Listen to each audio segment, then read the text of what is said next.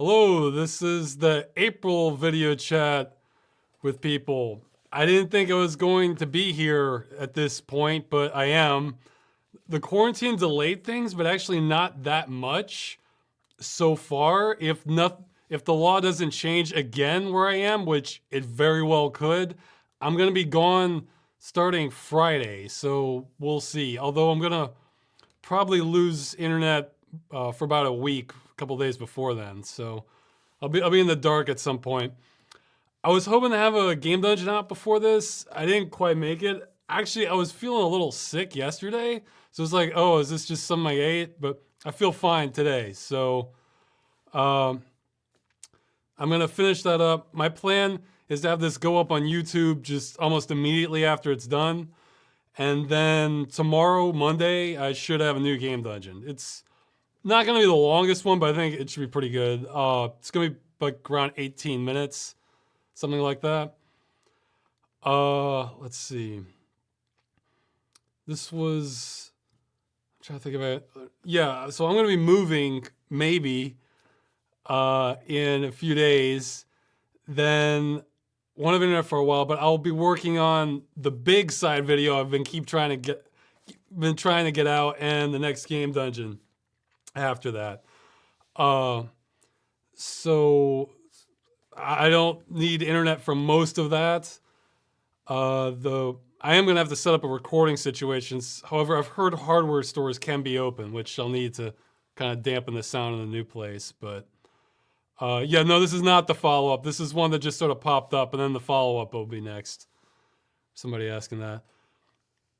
Oh yeah, for the Star Trek video. Yeah, I wanted to get that one out because these other bigger videos I'm working on, I realized if I put those out, one, I didn't know how long it was going to take for me to finish them, but they might seem sort of tone deaf considering what's going on now. So I figured maybe I should get something that connects a little more. And so I really wanted to get that Star Trek one out because I figured that would get people kind of, having thoughts in the right direction, sort of thing. Yeah, a bunch. I actually rushed it a bit. I completely forgot something I was going to add when I was listing the ones I've seen. I was going to add a little text under Enterprise saying like worst music theme out of it because I hate. I don't even know if I've listened to all of it. Like I just hated it. I just always skip through that. So without even having seen Discovery and Picard, I can pretty safely say Enterprise has the worst music theme out of all of them. And oh yeah, a bunch of people are telling me to watch Deep Space Nine. I've seen maybe 5 or 6 episodes of it. I mean, I've seen the first couple, and then I started watching like a couple on a best of list. I don't know, it wasn't grabbing me the same way, though. One I saw I thought was great for Deep Space Nine. I looked it up. It was called Whispers. It's the one where everybody's acting really odd towards O'Brien. I don't want to spoil it past that. That one was great. So if they're more like that, then sure, I'll watch more Deep Space Nine. But like the interpersonal relationships of the different characters, I just didn't care really. So yeah, if you want to recommend more episodes that are kind of like Whispers, that'd be fine. Other announcements. Oh yeah, unfortunately, I had 2 people kind of bail on helping with the movie. But it's okay. I think we're still making progress. Facial capture is looking better. So I need to carve out time for it. Unfortunately, I haven't done that much this month. The what? Yeah, we're next thing I'm going to be focusing on is like trying to develop the character models the way we can kind of generate a lot of them rapidly. So that's that and the facial capture are like the 2 biggest hurdles, and then once we get that nailed down, a lot of stuff's gonna fall in line. But I'll keep trying to give updates on it. So let's see.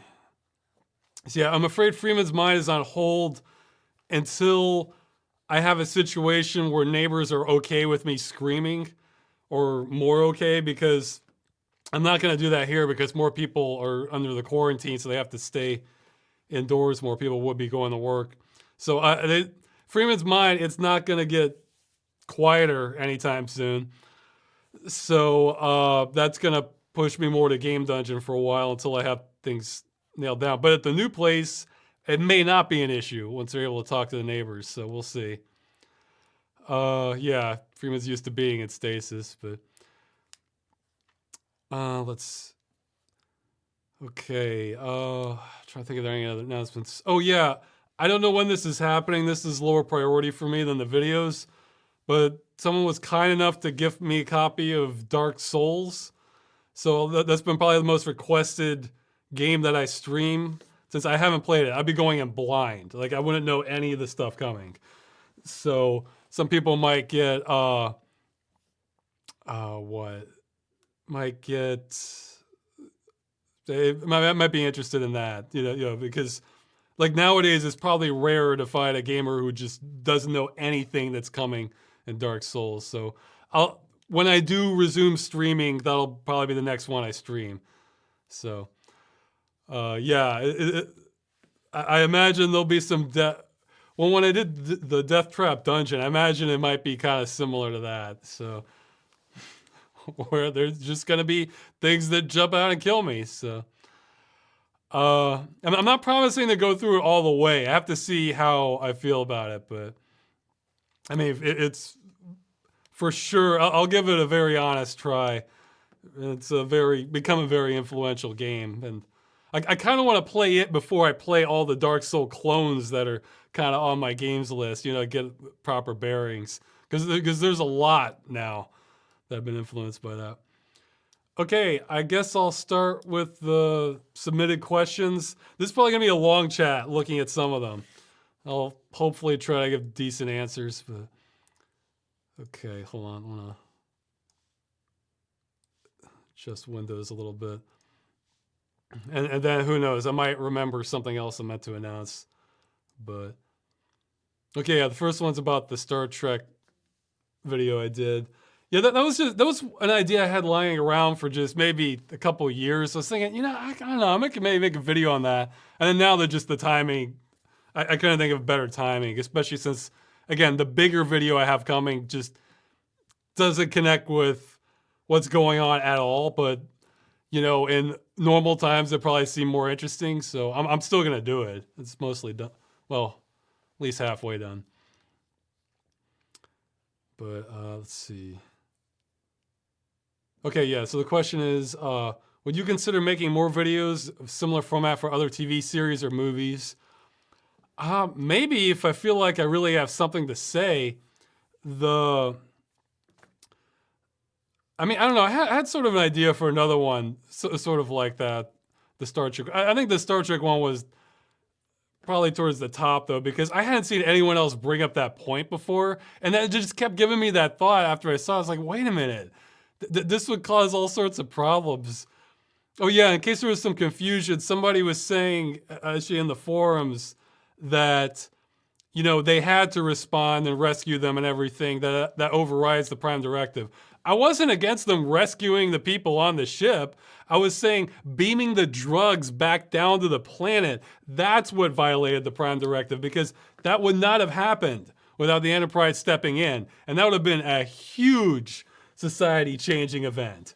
So left to things normally, I think that might be the Prime Directive violation. Yeah, rescuing the survivors and beaming them back, that won't change the course of history that much, or at least not in a obviously foreseeable way. But the other one, so yeah, that's what I was. So I wasn't against them rescuing the hostages. It was the rescuing the hostages drugs also. That's where I feel like it changed everything.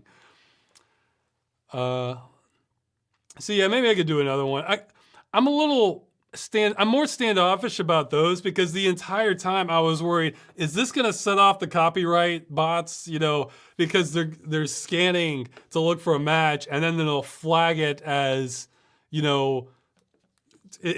again, the bots do not understand fair use, because the video was fair use. I'm making commentary on it and using clips from it to, illustrate the points that are being made. But so you have to do these workarounds.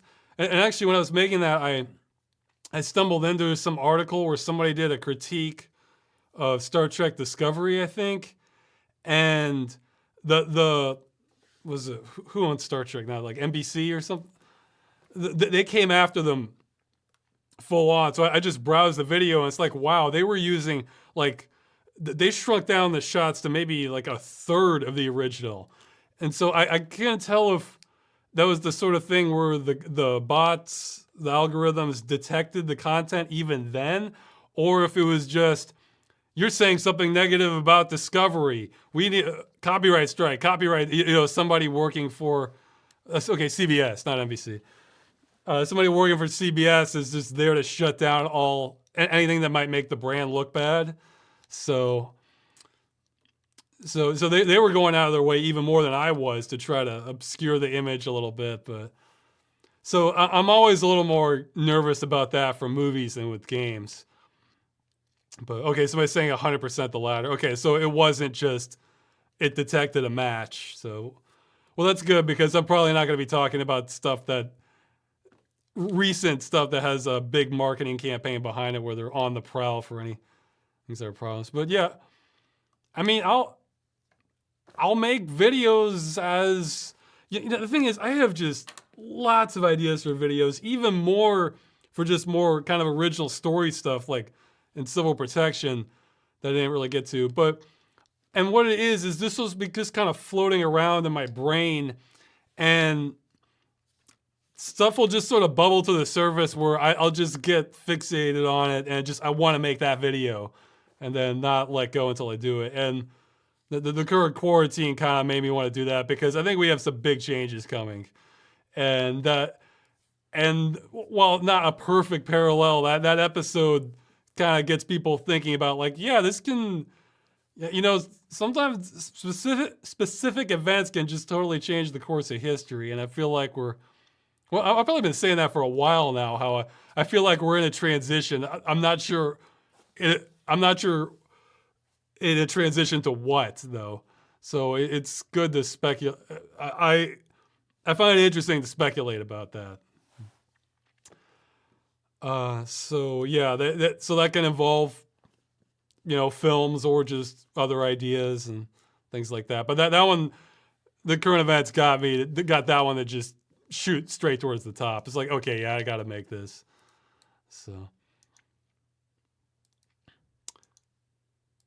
but yeah, I'll be going back to the game dungeon. I think works for the current times, and then after that, it's probably going back to more tone deaf stuff. But the follow up will touch on things a little bit too. Okay, how is the quarantine treating you? Hope you're doing okay. I'm still all right as far as I know. I mean, that's the thing about the virus is that you never really know if you, yeah, it's like you never have an answer. You never really, like if you have it and feel awful, then you know you have it. Otherwise it means you either don't have it as of 2 weeks ago, or as of 2 weeks ago you didn't have it, or you're just a carrier. Like, so I have no idea. I mean, it's not what I would call a hard quarantine. They still allow people to go out here to the grocery, and most places are shut down. They closed down a lot of parks and stuff, though I've still been exercising. That's still legal. So I've basically just been going out to exercise and just get food. So not drastically different than my normal days, though obviously I'm lucky in that sense that I could just keep working on things. Of course, I'm going to be moving, so we'll see how that goes. I mean, I try to avoid, getting too close to anyone, but there'll be some people that don't care. Probably, when I was out, there was one dog that just came straight at me, and it didn't care. As far as this dog was concerned, I was its long lost best friend. Like it ran right at me from a distance while the owner was shouting at it. I was just jumping up on me. So I don't know if the dog carried something, the chance I had it. But yeah, that dog, it's like it could not be happier to see me. And of course, I haven't seen the dog before, but So that was probably the biggest quarantine break I've had. Again, I feel okay. I did feel kind of sick yesterday, but then maybe it's the food too. I'm just trying to stay healthy, basically. I mean, yeah. Again, it's kind of what I said last time. I'm in no way trying to downplay the seriousness of it. However, as for me personally, the odds of it just completely ruining me are quite low statistically. Yeah, for me personally, again, especially if you're like older or around people who are older or have other medical conditions. Also, there's always just the arid chance you're unlucky with it. Yeah, don't I don't want to downplay that in any way, but I think just talking about it gets the video flagged for not being appropriate for most advertisers. That happened in the last video, so we'll see. But if people have questions about that, I'm not gonna avoid the topic for that. So, but yeah, I'll talk about more of that in a second. I browsed some of the questions earlier. Okay, so the next one is, how would you like to see VR expanded upon? I'm going to answer some of that in a future video I have coming up, but I guess the simple answer is, I think for the foreseeable future, maybe forever, just regular 3D gaming is all the resources. I mean, Half-Life Alyx is an anomaly where you have just a full budget kind of AAA experience going into it with marketing and everything. For the most part, you have smaller games because the market for it is a lot smaller than just normal gaming. So you're always gonna, well, maybe not always, but I think possibly always, definitely for the foreseeable future, you're gonna have much more of a wealth of content towards regular gaming than for VR. So what I would like, so like the number one thing I would like to see is just the ability to bring more regular games into VR. I'm not saying the companies need to support that. I'm saying they need to just code the game in such a way that you could easily have a mod that allows the stereoscopic view. Now, of course, some games are gonna be, just the gameplay themselves are gonna be terrible fits for VR. Well, so what? Let's let the community wrestle with that, you know? And some other games might be great fits for VR. So, I mean, basically, I want to, there's so many existing games that would be fantastic to see the worlds in VR. I would love, I would just love nothing but just, I would love loads of that. However, you know, there's all sorts of barriers that can get in the way of actually rendering the image. Just not even changing the gameplay, just getting a stereoscopic image of the game in VR. And if we could have more compatibility with that, that would be great. I mean, I think like on the PC, one thing we're seeing a lot more of now that for a while we weren't, and for some games it was really bad, is a field of vision slider. Because developers finally got the message that, oh wait, not all of the games for PC are played on a couch, or maybe just making the field of view really narrow makes just some people sick anyway. So we're seeing a lot more of that in regular games. I'd love to see just a simple awareness that basically don't code the game in such a way that it's just going to be impossible to get it working in stereoscopic and VR with some mods. Like try to be a little friendly to that. Like I almost want to say, I think, was it the original Dead Space from EA? They had it so you couldn't even you couldn't even remap the controls. You had to use like a third party software for that. And I was thinking, yeah, that's kind of the peak of that sort of thing where we're just giving no thought at all to other ways people would want to play the game. So, I mean, yeah, there's some games I'm probably saving for VR. I didn't get very far into it originally, but I was planning to go back. But then I just tested it. Metro 2033 looked utterly fantastic in VR. Using VorpX, like to the point where, wow, I can maybe actually play this normally. And I mean, it just, the depth was just perfect. I was thinking, wow, this No, again though, with normal games, you'll sometimes get cutscenes where they like to shake the camera around. That could get bad. But if I'm with VorpX, then I can maybe shrink the screen temporarily so I don't get sick and then bring it back, or switch over to 2D mode or something and then come back.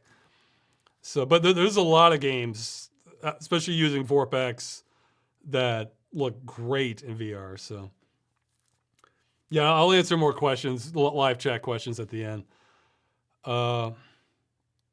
Yeah, I guess I should have made that window larger, but oh well, for the chat. So yeah, but I'm gonna expand upon this more in an upcoming video. So it's one of the side videos I'm working on. Okay. Yeah, in the requital episode, yeah, I'm gonna have to mention that in the follow-up. Explain how you feel about movie-based games. How do you feel about game-based movies? Have there been any that you liked? Yeah, I like some of them. Probably my favorites would be either the first Silent Hill or the first Resident Evil. Like, I mean, both of those kind of departed, especially from the source material, but they were relatively enjoyable as movies. And in Silent Hill, they used the same soundtrack as from the games. Also, I saw a making of. They put in an incredible amount of work with the alternate reality places, just making it look aged versus the original buildings. It was, I mean, yeah, it's not exactly, it doesn't follow the same plot exactly as Silent Hill, but it sort of captures the same mood, I thought. I mean, I still think the game's a little bit better, but it was a quite decent attempt. And with Resident Evil, they veered more off the script, but honestly, the writing in the original Resident Evil is nothing particularly great anyway. And so the fact that they gave it kind of like a little plot twist in there, it's like, okay, this works. I mean, I kind of like the, going through the mansion one by one atmosphere as opposed to the high tech everything in the movie, but it had plenty of good scenes and was enjoyable. Yeah, it had a great soundtrack. I thought the other ones got a lot worse after the first one, but I like the first one. Okay, I'm in the minority here, and it absolutely veers off course from the source material, but just as a movie by itself, I enjoyed Super Mario Brothers. I know some people really hate that, but I think those people wanted something a lot closer to the Mario game. And yeah, it's not really like that, but it's just kind of interesting and fun as it is. I mean, it's yeah. I think I think I heard that the directors just didn't care and they wanted to make some Blade Runner knockoff or something, but then the producers realized what was happening and just tried to salvage it. Yeah, people are saying, ooh, or it's awful. No, I think, look, if you can, but like this, if you just pretend it's not a Mario movie, I think it's just kind of weird 90s fun movie, kind of like that. I mean, there's like, there are multiple movies like this, but another example of just sort of a weird, fun comedy movie from that era is, was it Mom and Dad Save the World? So I sort of look at it like that. It's just kind of weird, fun comedy adventure thing. So, yeah, I used a clip from Mom and Dad Save the World and what was it? Realms of the Haunting. That was the scene where he backs up the driveway in his car to get the paper or the mail. Although I think they used that scene also in The Gods Must Be Crazy. So, yeah, let's see. What other ones I liked? Well, it's not my favorite movie, but I think it's perfectly fine for what it is. It has fun scenes. There's like something on my, it's like a errant hair there was driving me crazy. Okay. Is Mortal Kombat.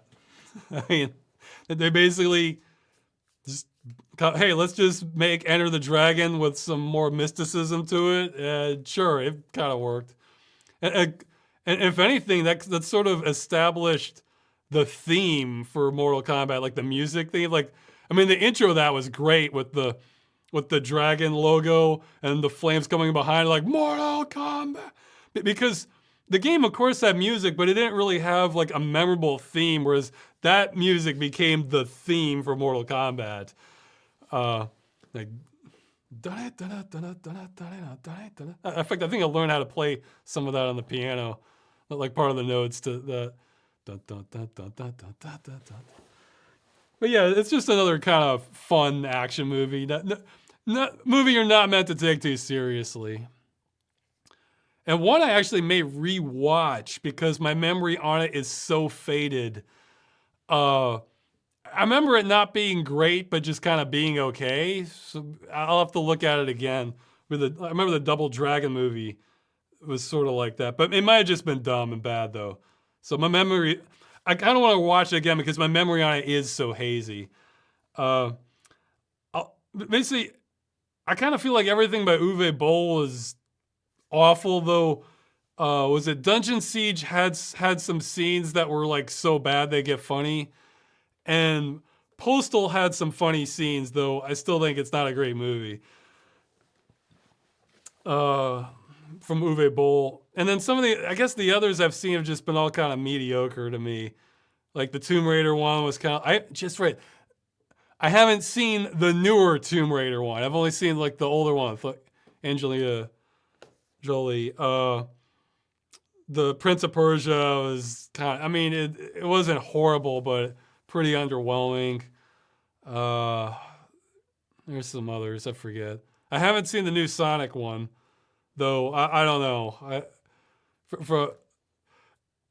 I know everybody thinks it's better from the trailer, but I wasn't. I was thinking, okay, even if Sonic looked normal, I wasn't too wowed by the trailer. But I think it did very well, though, so maybe it's good. Yeah, Battleship was one of those. I'm surprised they made a movie on it. Again, it's just sort of not horrendous, but I mean, if basically if you compare that movie to just staring at a wall for 2 hours, yeah, sure, watch Battleship by all means, you know. But that's when people sometimes say, "Oh, these movies are terrible." It's like, well, you gotta consider what you're comparing it against. Like, if you just need time to kill, then some of the other ones, like again, like the Assassin's Creed or the Tomb Raider. Oh yeah, Street Fighter. Yeah, I remember Street Fighter being kind of hokey, but I I don't know. I sort of liked I sort of like Mortal Kombat more. It was, but yeah, if you like bad movies, Street Fighter might be better. Uh, Trying to think of what else. Trying to think of what are some other video game. Oh yeah, I think the most disappointed one for me was Doom, because I was thinking, okay, you don't have to have great writing for a movie on Doom. Just copy the movie Aliens, you know, roughly, and then it's demons instead of aliens. That's all they needed to do. Just kind of roughly copy Aliens, make it like a suspense action, and then it just felt so kind of pieced together. Like, okay, I don't know. I felt like even if the dialogue is kind of poor, you can still have a perfectly enjoyable movie from that. But it's like, it didn't really make it for me. So basically, I felt like Doom was a movie that was simple enough that Hollywood could do this one without, like, still have bad writing, but still like make an enjoyable movie out of it. But somebody's saying which Doom? There's two of them now. I didn't know there were two Doom movies. Oh yeah, that's right. There was like a newer one, wasn't? Okay, well the older one with The Rock in it. I mean it's yeah. I mean Doom is. I mean, what's Doom about? It's about a space marine surviving aliens on Phobos or not aliens, surviving demons out of hell, and then going to hell on Phobos or Mars if you go with the newer one. And then, so let's just not have demons from hell. That's a great place to start, right? We'll just have like mutants or something. Like, I don't know.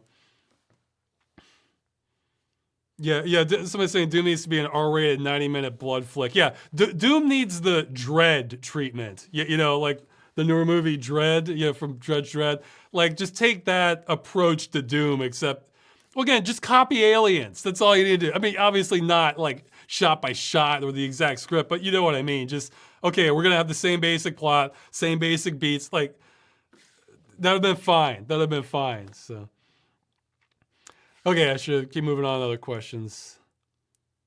Oh yeah, one of these is boobs or butts. I think I'd like to keep the chat a little bit classier than that, so I'm gonna go ahead and pass. Because that's gonna lead to like a whole like chat. What's the word I'm looking for? Not chat tree, I guess. The chat path that I'd rather just spend my time on other stuff. Okay. Are there any notable dumb things involving the virus people are doing in Poland, like in America or Europe in general? Oh yeah, they're talking about somebody coughed on produce in the supermarket and they jailed her. I haven't seen too much that's dumb. Yeah, I'll say this. From what I've heard, not trying to make you guys feel bad, but from what I've heard, Poland's responded to this way better. I mean, our supply chains kept up. I heard reports of like a friend of mine lives in Ohio. He was saying the groceries are just getting cleaned out, or even that, or toilet paper was in short supply. There was a little bit of panic buying here, and the local grocery where I was, they were completely out of eggs at one point. But pretty much other than that, you could still get all the food. You get toilet paper, paper towels. I mean, they've kept the supply chain going, so that's good. Let's see. As for dumb stuff, well, okay, I don't know if you call this dumb or not.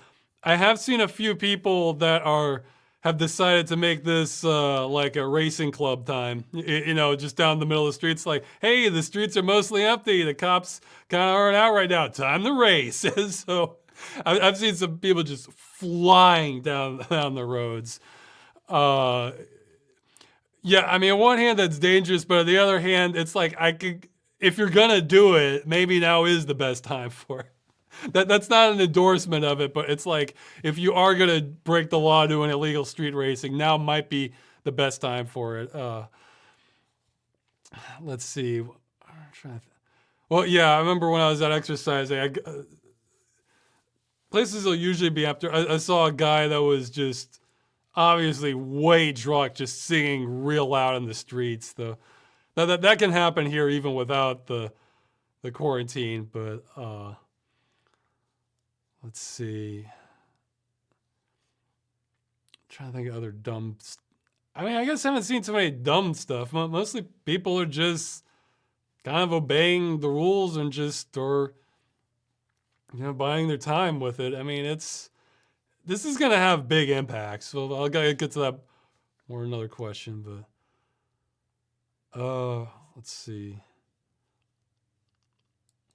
Okay, yeah, I guess I take that back. At one of the pharmacies, they were completely out of rubbing alcohol, so but there was plenty of hydrogen peroxide right next to that. So,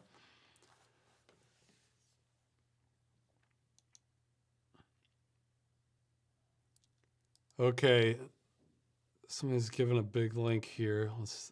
Okay, somebody's saying, Ross, is the "you're being evicted" part from Freedom's Mind episode 12 based on your still current landlady? No, that was years apart. That's probably like at least 3 landlords apart, maybe 4 between when I made that.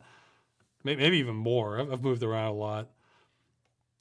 That was just, see, some of the things Freeman says is he'll just sort of get in a certain state of mind when I'm doing that episode that like it's like I think around there or maybe later, like he was sort of acting like a stereotypical politician when they're jumped by the press, when they're involved in some sort of scandal. And it's just like, no, I was not informed about this. But I can make no comment. Like, and then of course it's just the head crabs raining down on. But I sort of will have him just get into just different states of mind that he'll just start shouting out what he's thinking. So I'm pretty sure it was something like that. Yeah, so yeah, that's just a coincidence because I would have had to have predicted where I was going to be in like 10 years or something. So, if you had a time machine and could deliver one tweet length message to anyone, what would you say and to whom would you say it? Yeah, I was thinking about that. That one's kind of hard because I'd say there's not too many events in history where even if you got the person, there's still some hair in the corner of my eye. I can't figure out where it's coming from. Oh well. The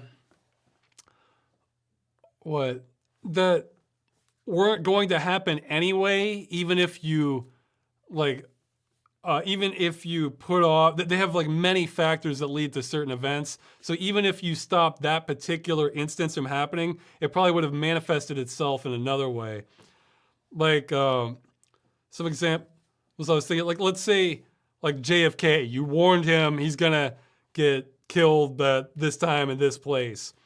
Well, I mean, I have no idea, but let's say he did avert that.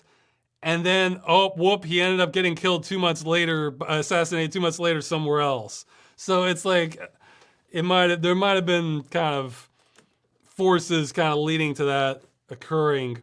Or that's the other thing. Or he might just dismiss the message entirely. You know, I mean, that's the person would have to be receptive to that. I mean, well, a real famous example is to have Hitler admitted into art school.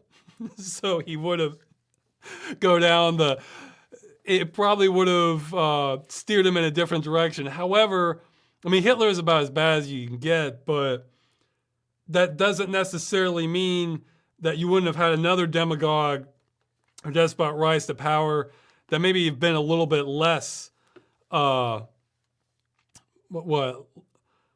a little less worse than Hitler, but done a lot of the same things.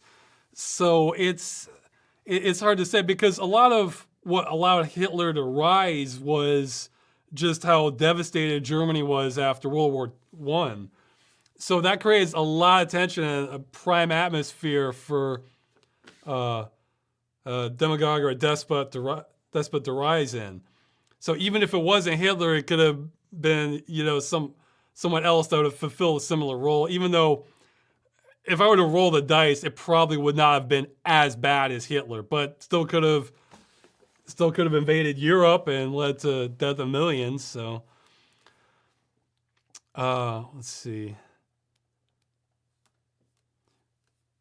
Yeah, well, that's the thing. Somebody's saying if it wasn't for World War II, we might have still had World War II, just under different circumstances. Is the thing.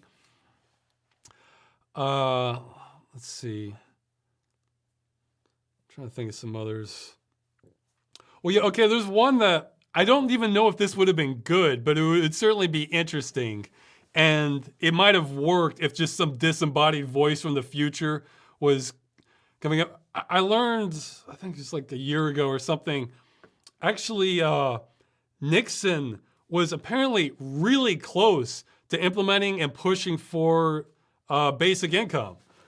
And I thought that was gonna, you know, kind of finalize his presidency and like be a sort of landmark accomplishment. But one of his staff was like hardcore against that ideologically and talked him out of it. Well, if some disembodied voice came to Nixon and said like, oh, don't listen to this staffer, he's guiding you astray, you're going to be insanely popular if you implement this. Like, I think if he just heard that, he's just there in the Oval Office, I heard that, it might have been implemented. Now, that could have led to other things or gone down poorly, but it would be interesting to kind of theorize, like, how would that have gone down if Nixon had implemented that? Let's see. Somebody's saying don't sign the machinima contracts. Well, if I could go, see, that's just so weird about the machinima thing is I'm not sure I'd undo that because it was awful. However, like in like 2007 on YouTube, if you wanted to put a video up on YouTube and have any protections whatsoever, if there was any copyright claim against you, even if it was frivolous, you basically had to be in a YouTube network. and Machinima was the only game in town. I guess I could have tried to negotiate for better terms in my original contract, but I guess the thing is, I just had like dumb luck after dumb luck with Machinima, even though the latter experience is awful. So I got to go into Machinima, and I got a lot of exposure then. So that was obviously beneficial to me. And then later I went to work for them for a few months, and which went poorly. And then after I left, they were willing to put me back on a new contract at half the rate. So that sucked getting my pay cut in half. However, that was when I added the provisions to my new contract that utterly saved me later. So it's like by that series of events, it actually ended up working out in the long term. So it was kind of a chess game I didn't even know I was playing. So it, yeah, I mean, and then I got some knowledge from that, because the reason I even accepted the job at Machinima was because I thought they kind of talked it up like they had more resources they could throw, so I could kind of do my more ambitious ideas. And that ended up being a total fabrication. However, I did not know that. I figured, well, they are located in Hollywood and have a lot of media connections, people helping. So, I mean, I just sort of assumed they weren't bold-faced lying to me, So because of the seriousness they were, because that didn't even make, if they were, that still didn't even make a lot of sense then. Well, why not just keep me at arm's length? They don't have to fund me at all, and then they just pay for the views that I do get. I mean, it didn't even seem to make sense to have me in-house. I was publishing on their channel anyway, so. But I guess there's the thing, yeah, if it's my own life, I guess there's always the risk that I might phase out of existence, because then the events lead to a different me than not the one on my current timeline. But if that's not, if I don't have to worry about that, no, what I probably would have done, okay, it can seem petty, but this is an obvious area I could have done something.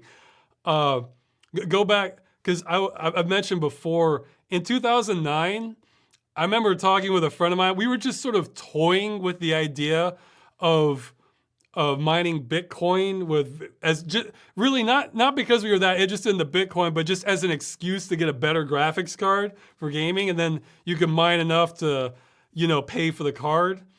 Yeah, like at the time you could get like Radeons. So I would have said, Ross, go ahead and get the Crossfire Radeons and just mine as much as you can and hold on to it for a few years. So I would probably say that, because, yeah, with knowledge of the present, you can always go back and be very successful. But that's something where if I had been nudged, I probably would have done it, gotten the cards and mined that. But then I also probably could have sold all of it in 3 years afterwards too, before the price of Bitcoin went way up too. So let's see. So yeah, but then if that would make me phase out of existence, no, I'd rather not mess with my own timeline then. So yeah, I don't know. I had trouble coming up with like real obvious examples, because a lot of events in history tend to play out certain ways that even if you tweak things a bit, they probably come out similarly. But I mean, not always, but I guess the historian probably have better ideas where to implement a message from the future. Are there any historical periods or settings, such as the French Revolution, that you consider are greatly underused in games and would like to see being used more often? Well, I kind of like settings in, I mean, I don't know about greatly underused. I mean, the French Revolution is impressive because we had just all-out anarchy after that happened for a while, in the Reign of Terror. I mean, just from let's make an exciting game perspective, that would be, there's a lot of options there. But I guess any other periods where you've had just a state of anarchy would be, where a government collapses and there's an in-between phase. Be good. I mean, I guess actually, I'm not sure how long it lasted, but I guess Russia after World War I Could be interesting. It was a Bolshevik revolution. That could be an interesting time period. I mean, me personally, I guess it's because I grew up mostly in Virginia. I'd like to see more kind of set in that part of the world, like with colonial America, or yeah, okay, an underused one. Was it the Roanoke colony? Where that's the one where basically just everybody disappeared. However, I've heard it's probably not that big a mystery as to what happened because they left supplies there. And just what's likely is what likely happened with the Roanoke colony that I've heard is they just kind of went native, just joined the Native Americans and they accepted them into there and just kind of abandoned the settlement because life was too hard with it and the Native Americans had things more figured out. Because, yeah, I mean, they left. It's almost like they got beamed up, is my understanding. It wasn't like an obvious like collapse of food and things got hard, but I think there weren't bodies. It just disappeared. So, yeah, but I haven't seen much on the Roanoke colony. I saw a kind of B movie on it that wasn't that great. But you kind of, if you wanted to go the more supernatural route, that'd be an obvious place to take things. Yeah, I don't know. I'd have to look up more better settings for games that take place in. Okay. Oh yeah, this is one that's probably gonna take a while to answer. What do you think an optimal government response to the pandemic would look like? Okay, this one's gonna take me a little while to answer because this is what I consider a multi-layered question because it's like I mentioned in one of the Dead Game News. It's like I feel like I can't talk about this without discussing other things first. Okay, well, just at the surface level, like we're trying. If you just want to stop the pandemic, again yeah, well, okay, let's say that this was something just way more deadly so that you just could take no chances on. I mean, again, it's going to be bad, but it could be even worse, I guess is the point. So, yeah, like I think in the last chat I said it's not Ebola, which has something like a 90% mortality rate. If it was that bad, you would want to just lock down all borders immediately on news that this is like extending past like just the first quarantine, just kind of anywhere. Beyond that, let's say it's gotten farther though, then probably the optimal way to stop it is actually I think what they've been doing in parts of China where it's essentially house arrest for the population, where you cannot leave your home. And what happens is like key workers could still leave and then would go through like a special kind of protection process, and I think they bring food to your door, like it's delivered, so you can't leave, but you can obviously still eat, and they'll like send a health worker to like take your temperature or see if you're infected, maybe get a blood sample or something, because the idea would be that it's so dangerous that even any contamination or spread just needs to be treated with the utmost seriousness. That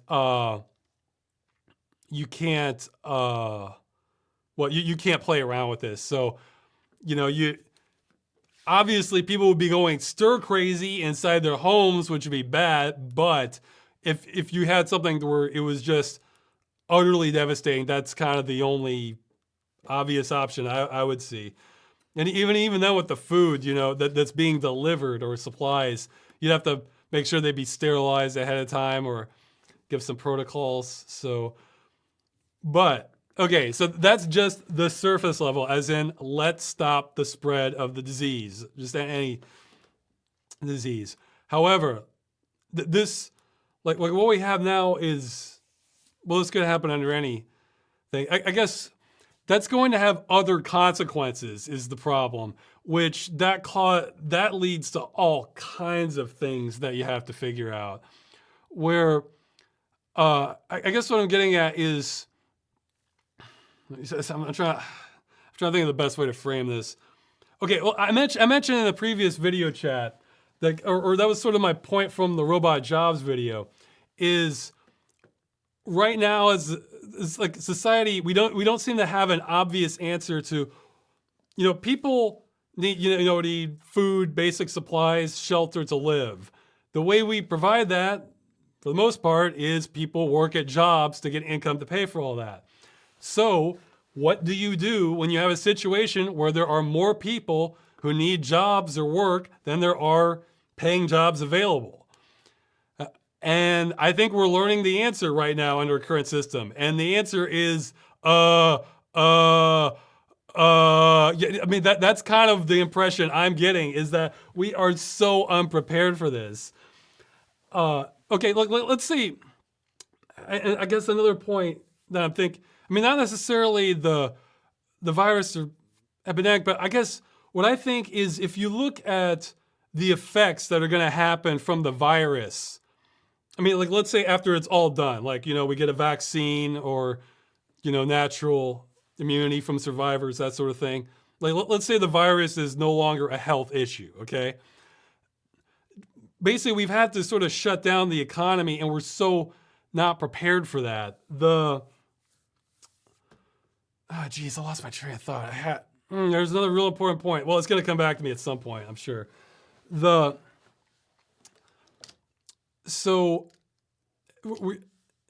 my God, this is so frustrating. I had this like just in my head. Yeah, I'm like also like, not. Okay, so, well, okay,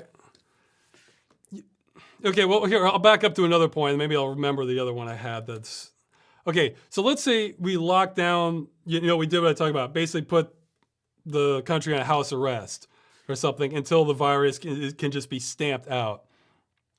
Well, if you did that for maximum saved lives, well, then you might actually get a lot of resistance to that because that's going to disrupt normal people's lives. So this is where it can be kind of a no-win scenario where you could keep everyone safe, but then you might have actual resentment from that unless they became very aware of how bad it was going to get elsewhere. So in order for maximum safety, you'd also have to have kind of maximum restraint. And so it's like you almost couldn't do what you need to do, like, or get the will of the people to do it until it actually got bad enough that it was too late. And I feel like we're not good at responding to problems like that, where it's like in retrospect it's obvious what we needed to do, but at the time you can't even get the collective will to do it because it would be kind of unpopular. But so, okay, geez, I'm still lost part of my thoughts, but I guess another thought having, so optimal government response to the pandemic. Okay, so we've secured the virus, but now the system is set up to be so fragile, I guess, is the word I want. Yeah, okay, that's what I was gonna get. Yeah, the effects we're seeing from that, the effects we're gonna see from the virus breakout, like beyond the health issue, I feel like we were going to see those, like the economic effects and just not knowing how to handle that. In my opinion, I thought we were going to see that regardless of whether we even had the virus. It was just a matter, I see the virus, again, it's multi-layered. I see it as a trigger event towards kind of highlighting the instability of our system and how this is not gonna work in the long term. Whereas, that's why I say multi-layered. Also, it's a risk to millions too. So I'm not trying to downplay that, but I mean, that's kind of what I was talking about, like in the Human Revolution video. See, like a dependency on oil to the point where demand would outstrip supply could take us to exact similar places, or just having another kind of debt bubble that we can't handle, like from the 2008 crash, but bigger. In fact, I need to, yeah, in fact, if somebody wants to help me with this, I might, I think in one of the previous video chats, I said something like, we have a lot of problems we're going to have to deal with, but I feel like a major economic crash, like about as big as the Great Depression, is probably what's next. I think I said that a few months ago. Maybe it was like the December or November chat. I think I want to pull that clip if anybody knows which one I said it in. That would be good. Because, yeah, I see so move the cursor, Ross. Oh, sorry about that. I think that highlights how unstable. We're not ready. Basically, our system doesn't seem to me to be able to handle a situation where there's just a lot more people that need food and shelter than there are jobs available to pay for it. Or because we're having massive unemployment right now. I think things are going to get a lot worse. I don't know where we're going at this point, where, except in the short term, it's not going to be good. In fact, if you want to email me, rosswscott@gmail.com, if you have predictions about where you think we're going and have looked into this a lot, feel free to let me know. I mean, I'm curious, like what the different theories are.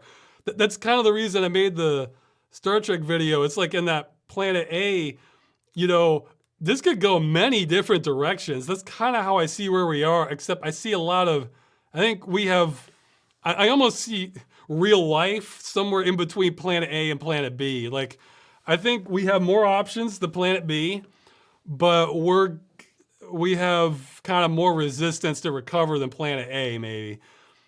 In my opinion, I think there are no non-radical solutions to the situation we're in now.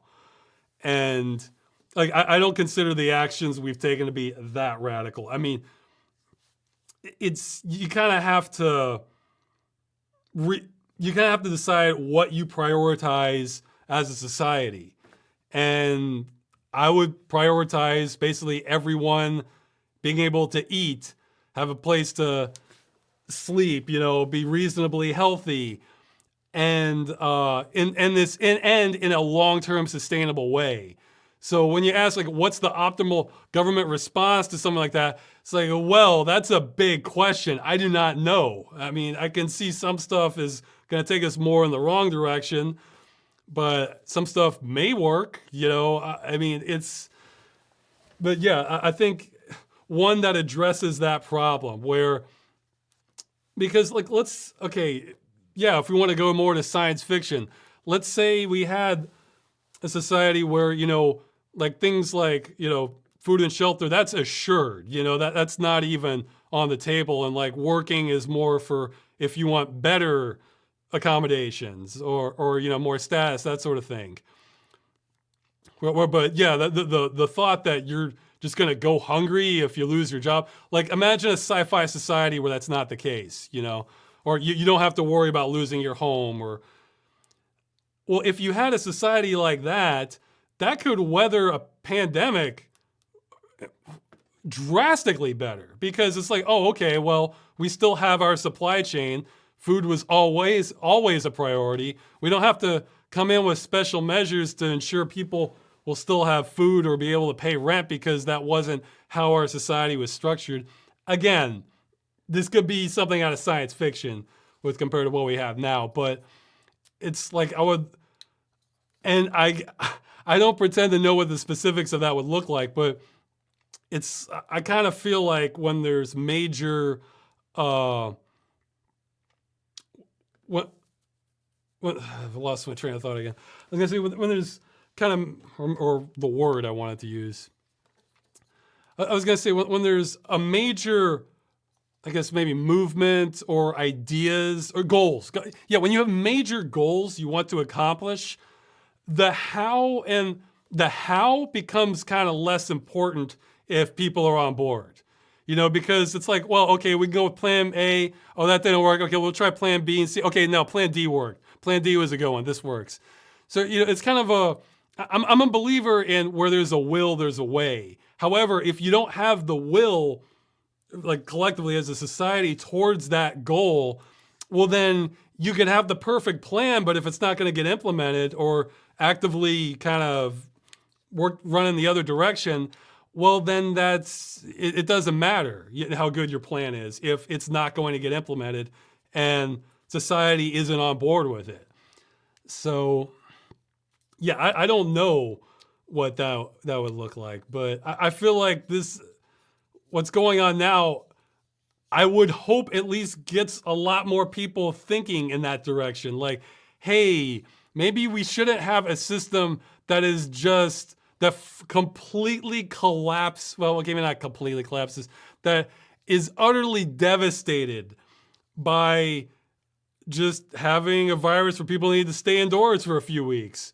I mean, or I say a few weeks. It's probably going to be a few months, but where we can handle a disruption and most people are still generally okay. So, it's a lot of commentary, but I'm, it was something about Path of Exile.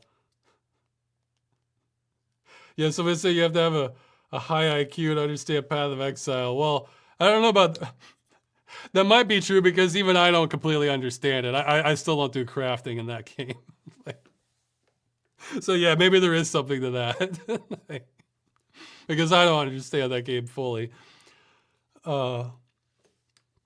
Yeah, but I do the same thing I do with real life is I copy people who do know what they're doing. Like, oh, this build works, okay. But yeah, that basically answers the question. Is I'm not sure what the optimal government response would be, but one that leads us to the most optimistic thing I think you can take from the virus is maybe this does kind of jolt enough people to realize, hey, we need major changes in how our society is set up, which unfortunately I don't think that can even happen without just an event that kind of scares people, really. I mean, I don't want any of that, but at the same time, if that's happening, it can be transformed into something long-term positive, even if there's a lot of bad stuff in the short to medium term. Yeah, I figure people get what I'm saying. I obviously don't want, yeah, the simple version is I want good things for people long-term. And short term, but it's not like any of this stuff is in my control to begin with. Okay. If you can interview anyone or have them on the show like you did with Stuart McElrath, who would it be? I think it might be someone who's going to get a big mention in the game dungeon I have planned after the follow-up episode. So I'll kind of keep that.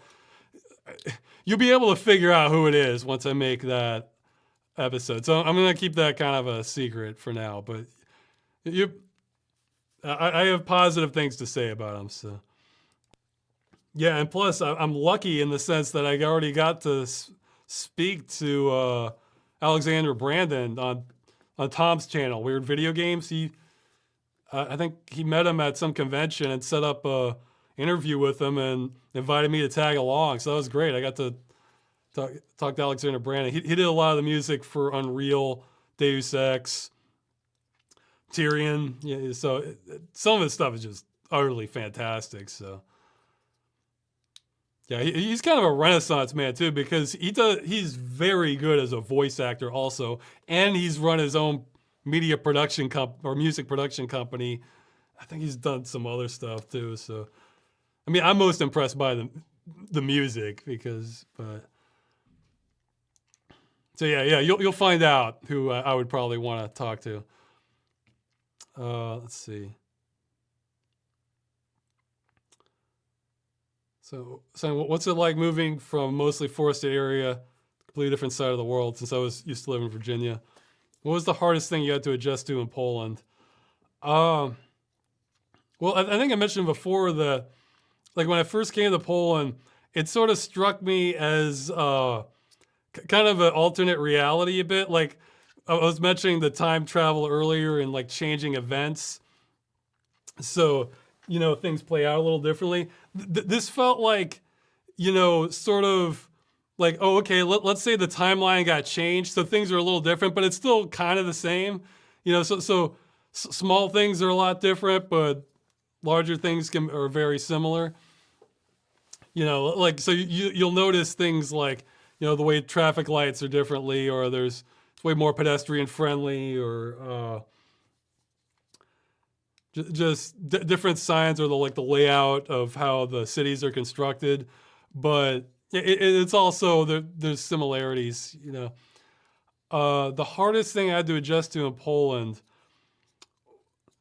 well, okay, that would probably be. I'm still not adjusted to it. It'd probably be the air pollution, because sometimes it can just be horrendous. However, there is some hope on that front. I heard or read an article. I think as of the end of last year, one of the cities, I think Krakow, or Krakow, English people, they banned burning of like solid fuels, like from just normal houses and everything. Because again, a lot of people will burn just this, not just coal, but this really awful smelling coal. There's different degrees of it, or just trash, and it can be awful. And I complain about it where I am. It's a lot worse in the south, in Poland. So there, it was just it's literally as bad as some places in Beijing before the virus shut down. But yeah, the city basically banned it, and I read they were using drones to kind of patrol and find out who's breaking the law on that. So great, it's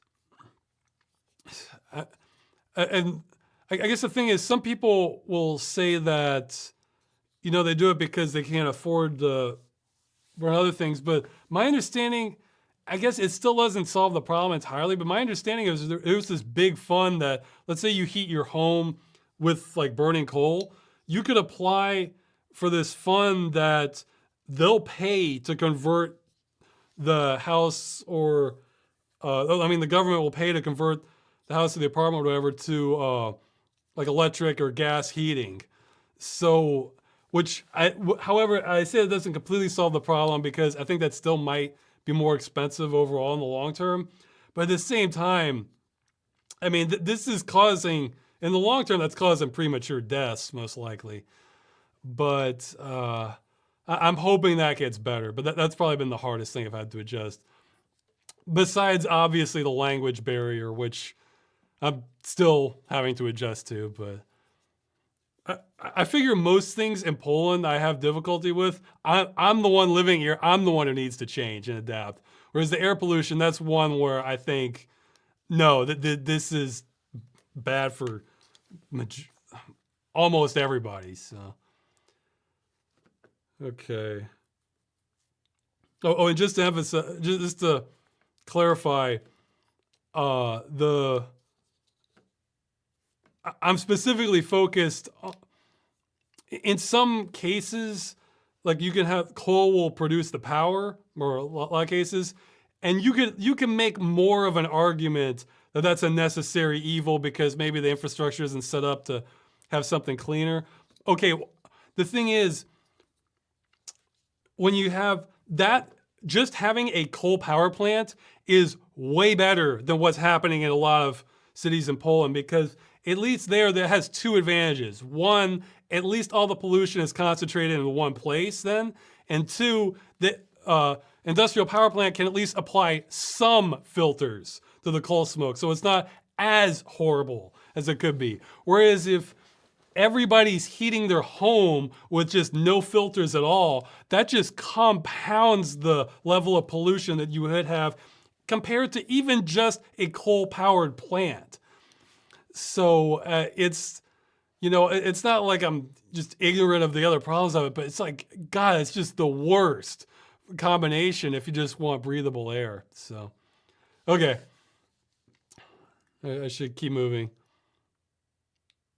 Do you sleep with American-style blankets covering you, or do you have a duvet or a dian? I don't even know the proper names of them. I think Magda says like Poshevka or something. I think that's one of them, or maybe I'm getting the wrong word. Uh, I mostly just use blankets and just use the coverings to quilts here as sheets. Yeah, I think Magda made a funny post of that once. It was like, "Oh, my husband is a savage. He does not know the difference between Polish word I forgot and a Poshevka." Like, if I may have the wrong word though, so I mostly just use sheets. Do you fall asleep to complete silence, or do you have an earbud with something to fall asleep to, like a podcast or music? Usually silence, though. I don't mind white noise, like a fan or something, or sometimes in the winter, an air filter. I'll leave that running. But yeah, silence works too. But yeah, I don't use earbuds or anything for it. Oh yeah, somebody's asking. They like the game. They like the awards on Game Dungeon. Do you always give awards like these to games you play, even if they don't make it to a Game Dungeon episode? No, in fact, it's the opposite. Where I almost feel like I have to go out of my way now to make the awards, because unless they just jump out at me, because it seems like people get upset if I don't have them. So yeah, like the next game, this is one where I might not have made an awards for it, but I think it'll have one. I mean, maybe two. I don't know, but I say I don't know because I might make it like a last minute change. It's about halfway done at the moment. After I'm done with this, I'm gonna put the video up and then go back to editing it. I think it'll be out tomorrow, but okay, let's see.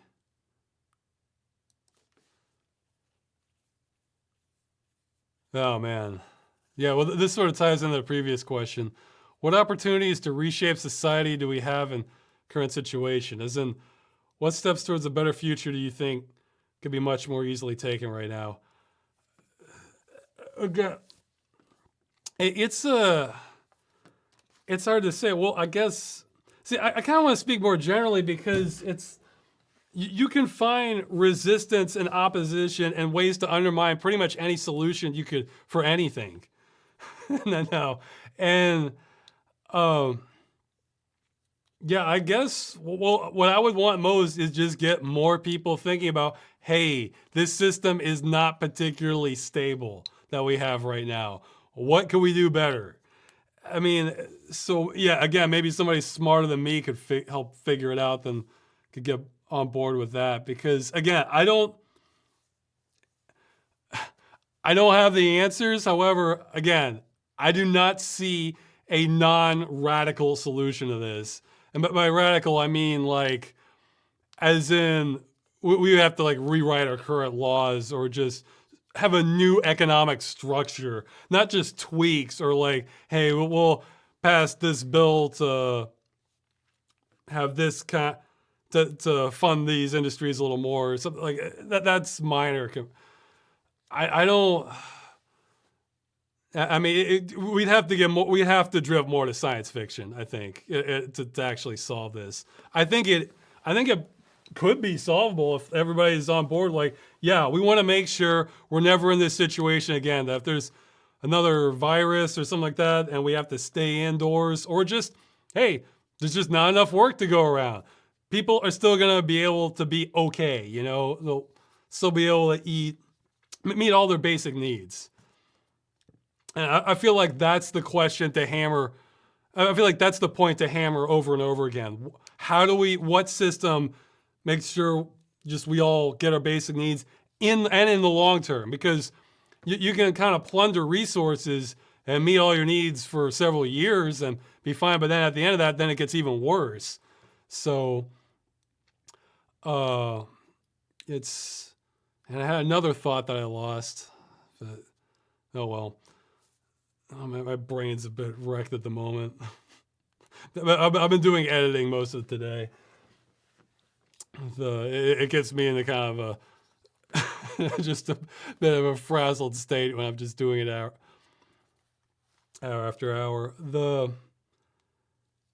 Yeah, I mean, what steps? I guess. Yeah, I mean,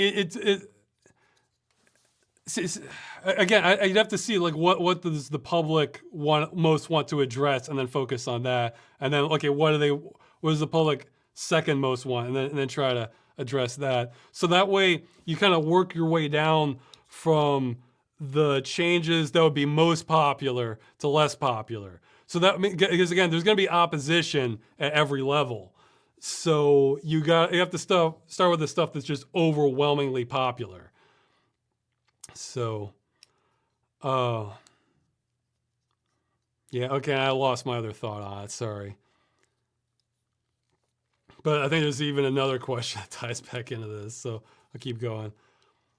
Did Cowardly Creations ever contact you after the game dungeon of Uncanny Valley? Were they good sports about it? Yeah, in fact, well, actually, there might be something I'm not at liberty to reveal, but apparently there was like a little bit of internal conflict. But yeah, they liked the episode, so. Yeah, and like the lead designer was saying that he was really wishing he could have had more to the game. It's just that they ran out of funds or weren't able to work on it more. So we're lucky it got out in the form that it did. Oh yeah, this one I had just... I didn't have time to think of it. Yeah, somebody's asking if I had a wrestling career. What gimmick entrance music would I want? I don't think I have to worry about that because I think I have the wrong genes to be a wrestler. I mean, a professional wrestler, because even if I were to just drop everything I'm doing and just bulk out every day, just all I'm doing is weights and getting tougher, I'm still, I think even as a kid, my mother, when I had doctor's examination, they saw an x-ray of me.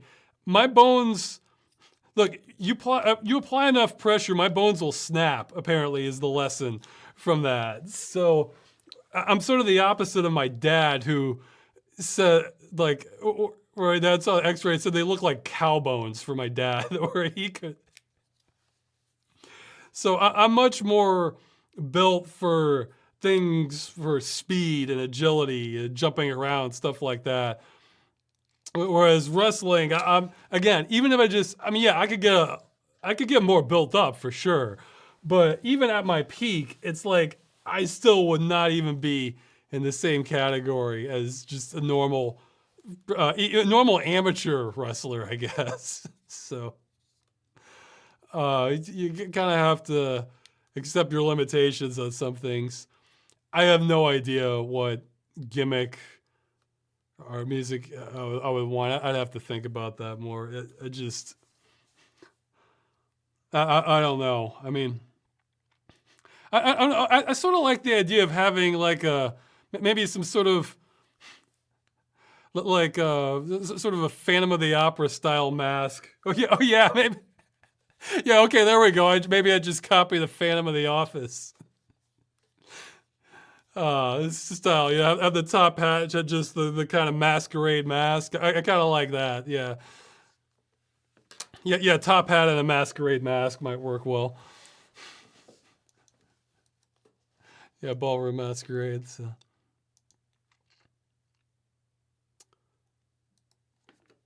Okay, this is a... Okay, so he's asking about, next question.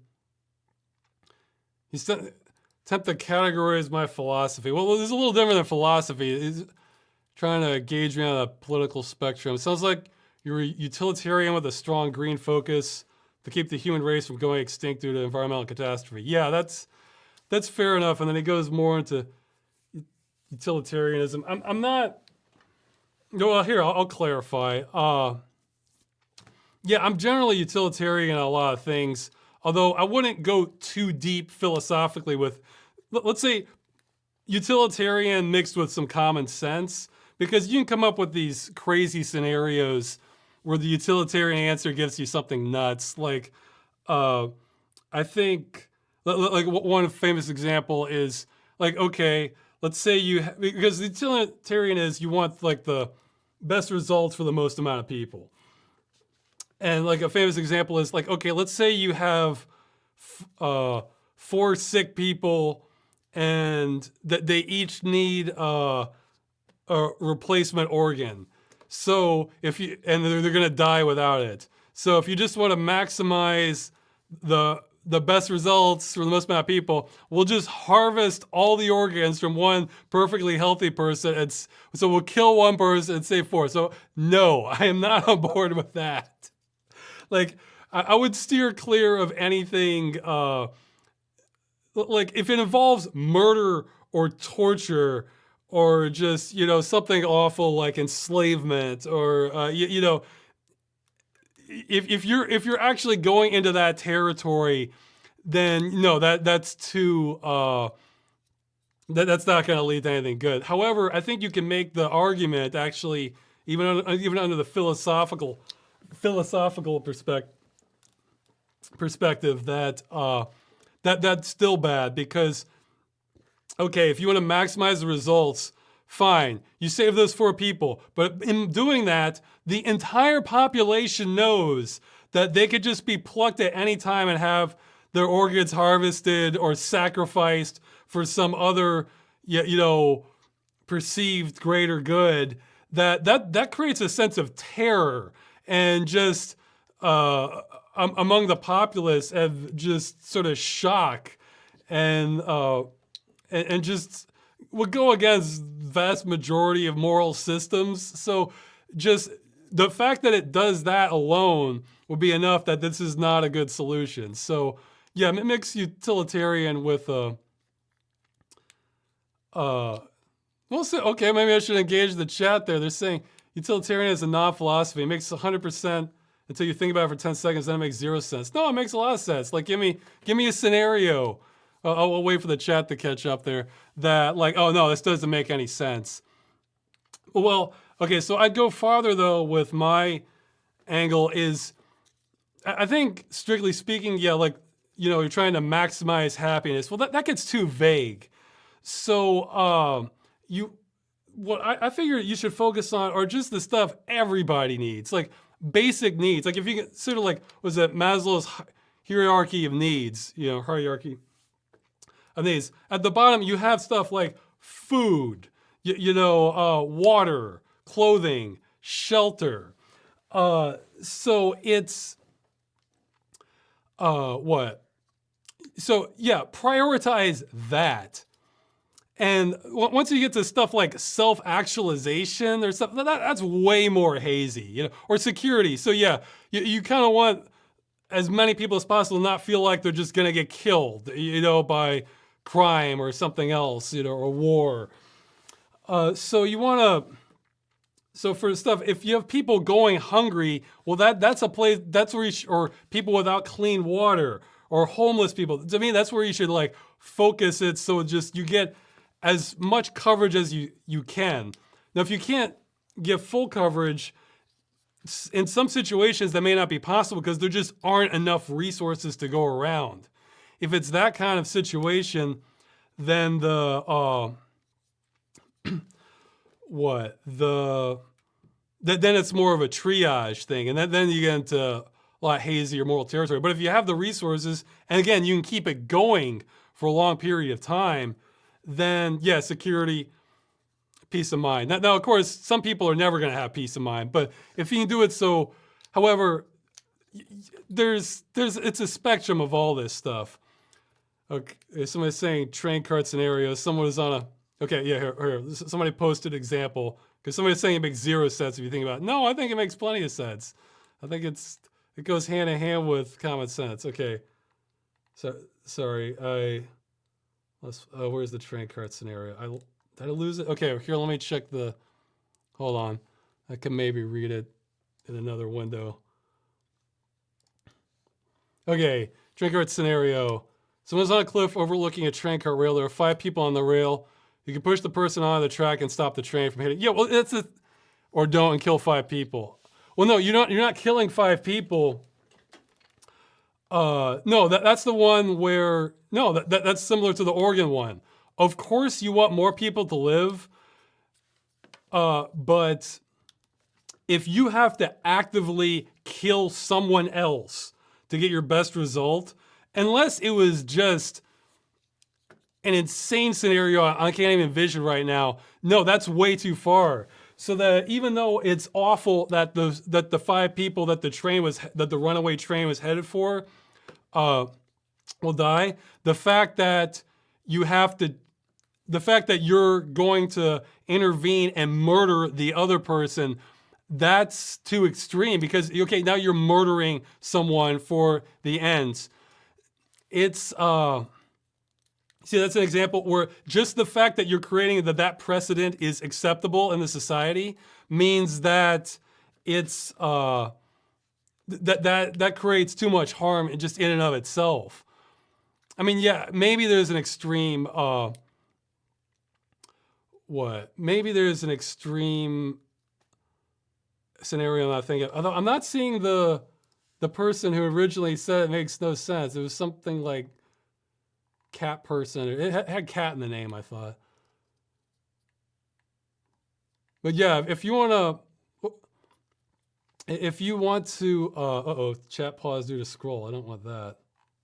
Yeah, there we go. Okay. But I figure once you get past just the extreme stuff, again, like murder, torture, enslavement, then you have a world of options with how you can solve problems, and it depends on like what is your priority. And I think it's best to just have as many people be okay as possible. Again, you don't need to be making all these mandates for stuff where like, okay, this person needs this specific job or something like that. But we do need to find out a solution to make sure we produce at least this much food and it gets distributed to at least this many people, that sort of thing. So,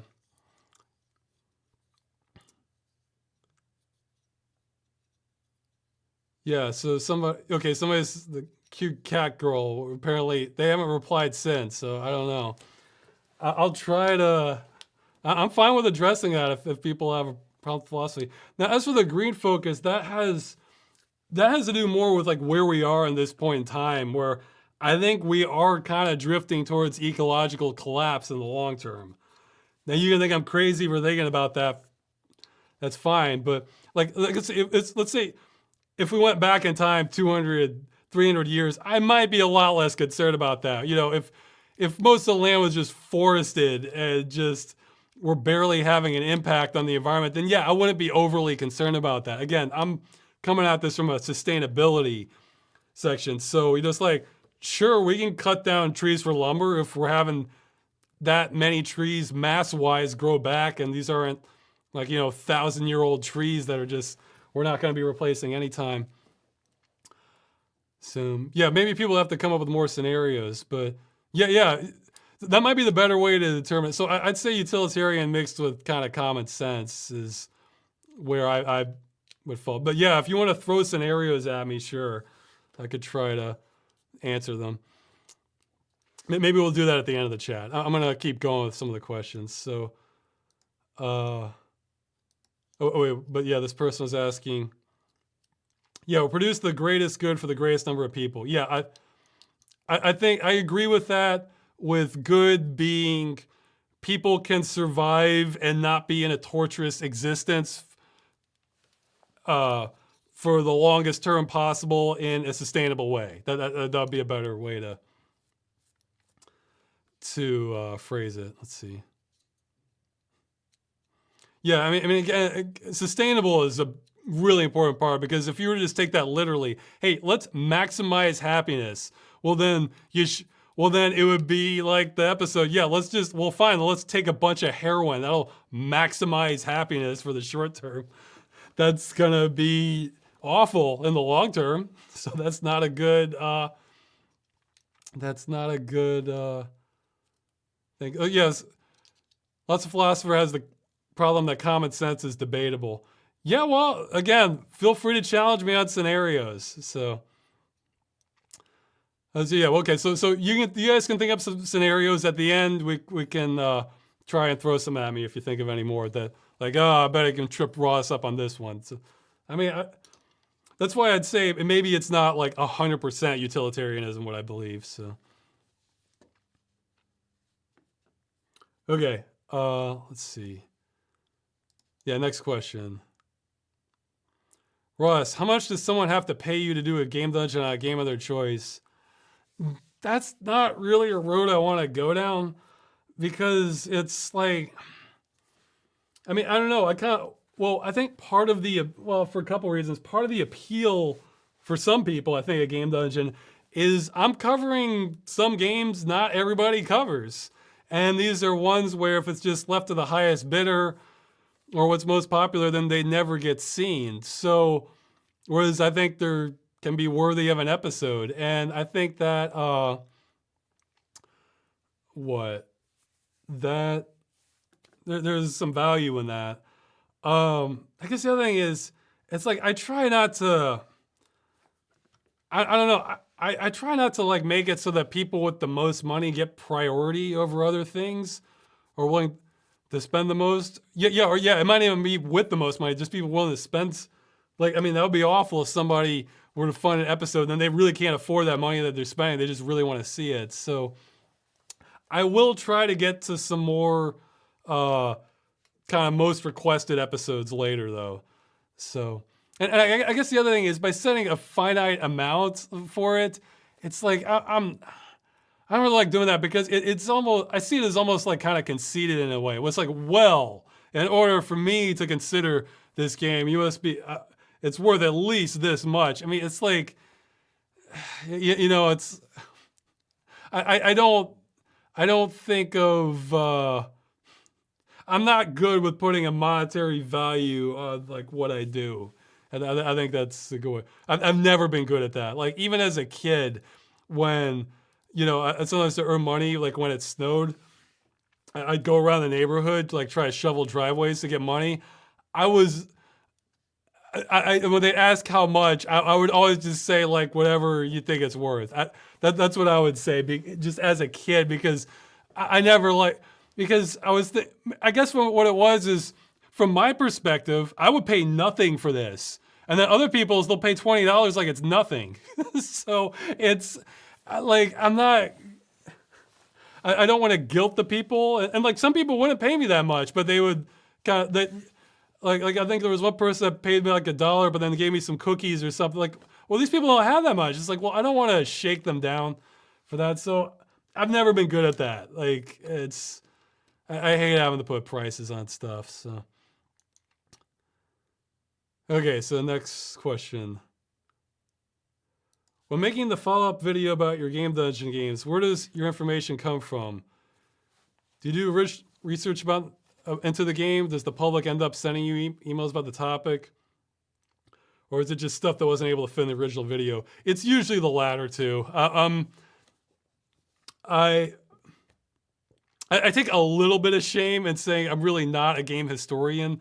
I just tend to be too busy and just kind of, I'm in this more for the ride rather than getting like a comprehensive, what's the word I'm looking for? Well, whatever, comprehensive listing of all the information I can find about this game. So I don't research all that much. But however, people will come to me with things that I missed or things that few people knew about, and it comes from that. And there are some things that I just forgot, and I'll bring that up. But yeah, I'd say it's mostly from people contacting me after the episodes come out with. So I think I'm tripping over my words there. I think what it said wasn't grammatically correct. Okay, let's see. Uh-oh, I didn't even see this question. If you could chave, spell CHAVE, is that a real word? Okay, hold on, I'm gonna check if that's a real word. It's probably a typo, but maybe not. Nope, it's not a real word. Okay, so it's a typo. If you could shave a piece of fictional technology or fantasy artifact from a game to use in your day-to-day life, what would you choose? I guess save, have. Yeah, have. Okay, of course, it's have. Oh, that's a great question. I wish I'd seen that one. And to use in your day-to-day life. Well, there'd be, I guess, being able to, I guess something that extends time Okay, so let's ask the chat. What items let you extend time? That would, so that I can be. I'm not sure. I'm not sure. Or another one. I mean, I don't know. I mean, I keep thinking of it, but I may not actually. Okay, so when I was saying the TARDIS, it could do that. I thought the TARDIS only like distorted space because it was bigger on the inside than it is on the outside. But I'm not a big enough Doctor Who fan to know. Yeah, it wouldn't surprise me at all if it bends time too. So yeah, that sounds great. Momentarily freeze time for yourself that doesn't leave you aging. Well, I don't know, that would lead me down a darker path though, because I don't think I'd want to age at all. Uh, I mean, it's not that I'm afraid of aging, but I think I would like to avoid death. So that's always a popular one. Let's see. I don't think I'd want too much of a time machine. I'd cause a lot of problems by accident, I think. Let's see. I have Agamotto. I don't know that one. I mean, the portal gun would certainly be interesting. You could travel over tremendous distances, I would think. So that would have some application. But actually, I feel like yeah, I feel like it'd be interesting in like the portal gun, where you could set up. You could, I don't know. You might break the universe a little bit because you would want to set up an experiment where you have a portal on the bottom, a portal on the top, and then you drop an object, and then in a vacuum, set up a vacuum there, and then have it magnetically aligned, I guess, as best you could, to have it like perfectly centered so it doesn't deviate. And then just what it would accelerate. I don't know what would happen, because you would basically have it infinitely accelerate, and weird things start happening with physics, I think, when that happens. So yeah, you could have a perpetual motion machine for sure. Yeah, so I'm saying it breaks the second law of thermodynamics. So yeah, well, I think the portal gun itself does break existing physics. But let's see. Well, yeah, you need a vacuum though, because otherwise you'd have air resistance, so that it would just get terminal velocity. But yeah, no, you could absolutely have a perpetual. Actually, I remember in Portal one of my favorite lines. Once you activate the second portal, and it's just like your device is now worth more than the combined uh, than the combined population of insert your community here. I'm thinking, yes, it would be, because you really could create a perpetual motion device, so you would have unlimited energy if you used it. Right. So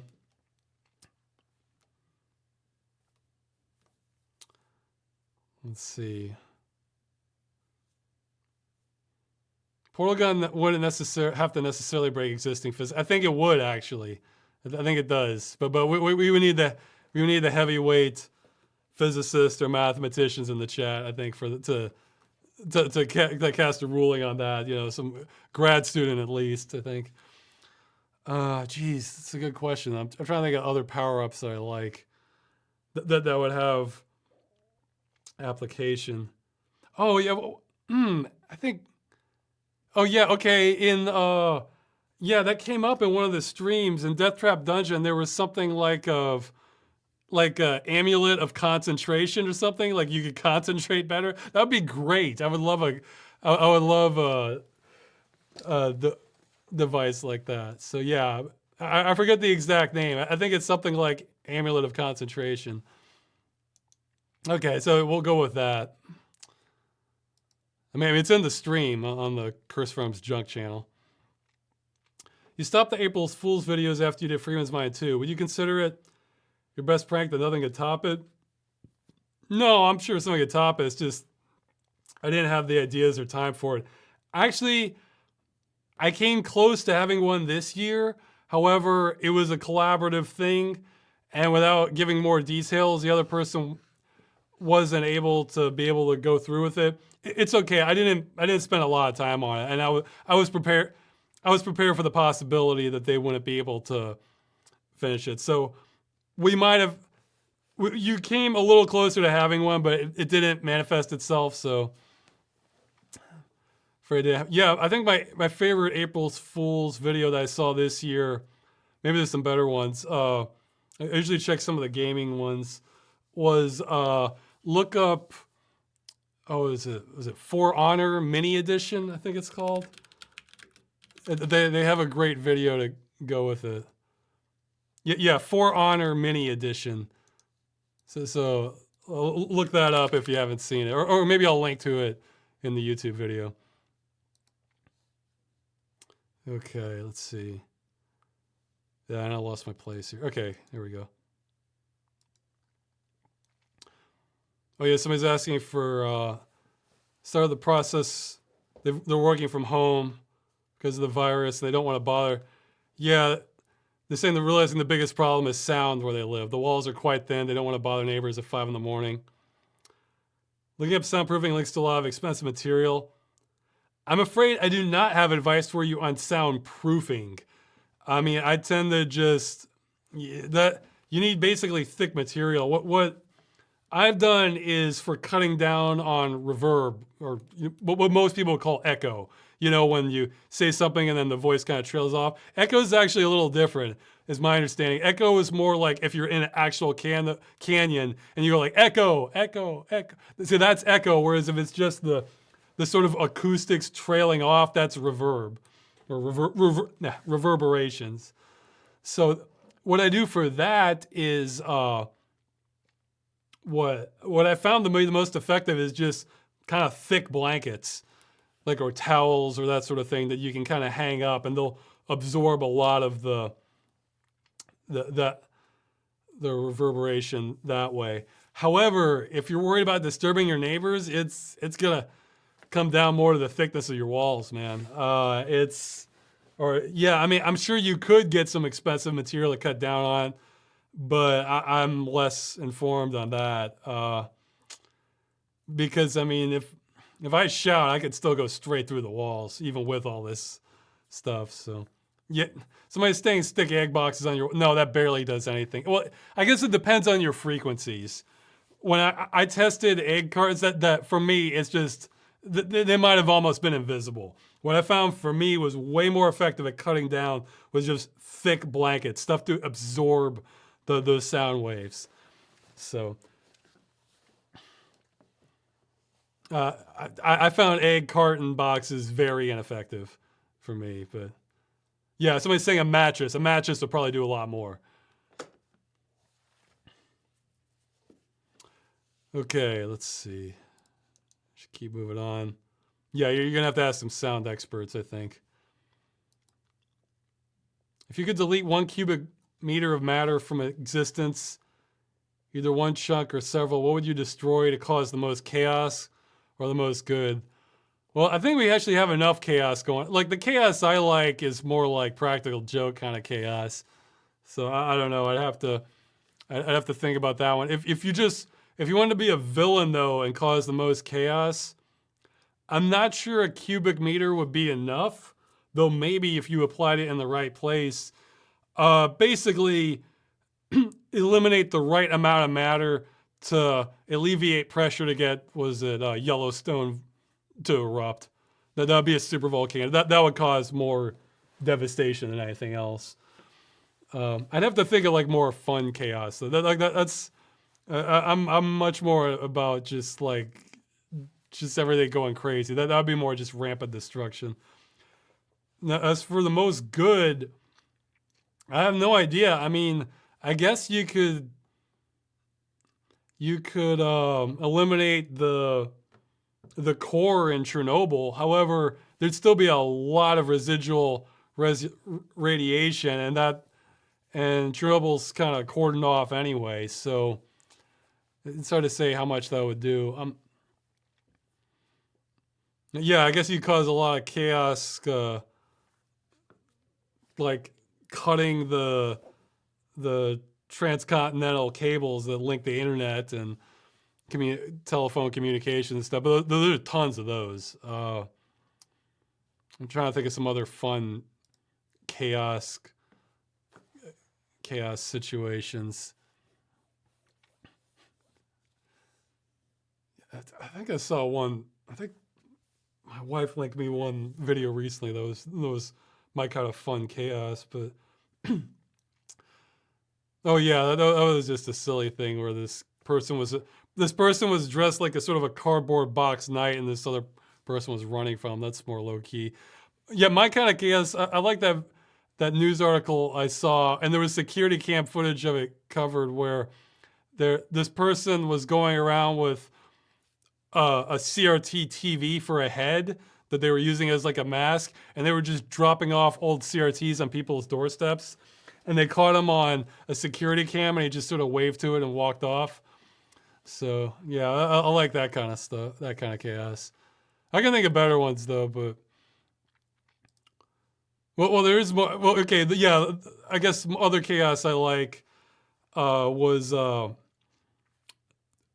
I was laughing so hard at this, like I just couldn't breathe initially. There's a video where this pit bull was chasing a guy, and he ran into a barber shop, and then just chaos broke out. Everybody's freaking out, trying to get away from the pit bull. And then it's like, it was this guy, yeah, this one guy shoved a kid out of the barber chair. Fortunately, the kid was okay. I think he just got knocked around. The dog didn't get him. And this other person was like chasing him with a hair dryer, trying to scare it off, and then he ran off. But the part I just lost it was the pit bull kept chasing this one guy who kept just running around one of the barber chairs, and then like he just kept evading it because he just kept going in a circle, and the dog must have chased him about 3 times, and then you see him, it's like he just got bored, and then he looks to this other guy who was crawling up on the counter to get away from it, and the dog just like, oh, here, I'll bite you, and then just bites the guy's leg just as he's trying to get away. Like, it's just absolute madness in that video. Maybe I'll link to that too. I have to remember everything I'm going to link to. So let's see. The chat can help here. The chat can help remind me. What else am I linking to? Because I forgot the earlier one. But yeah, that's my kind of chaos. But it's just everybody.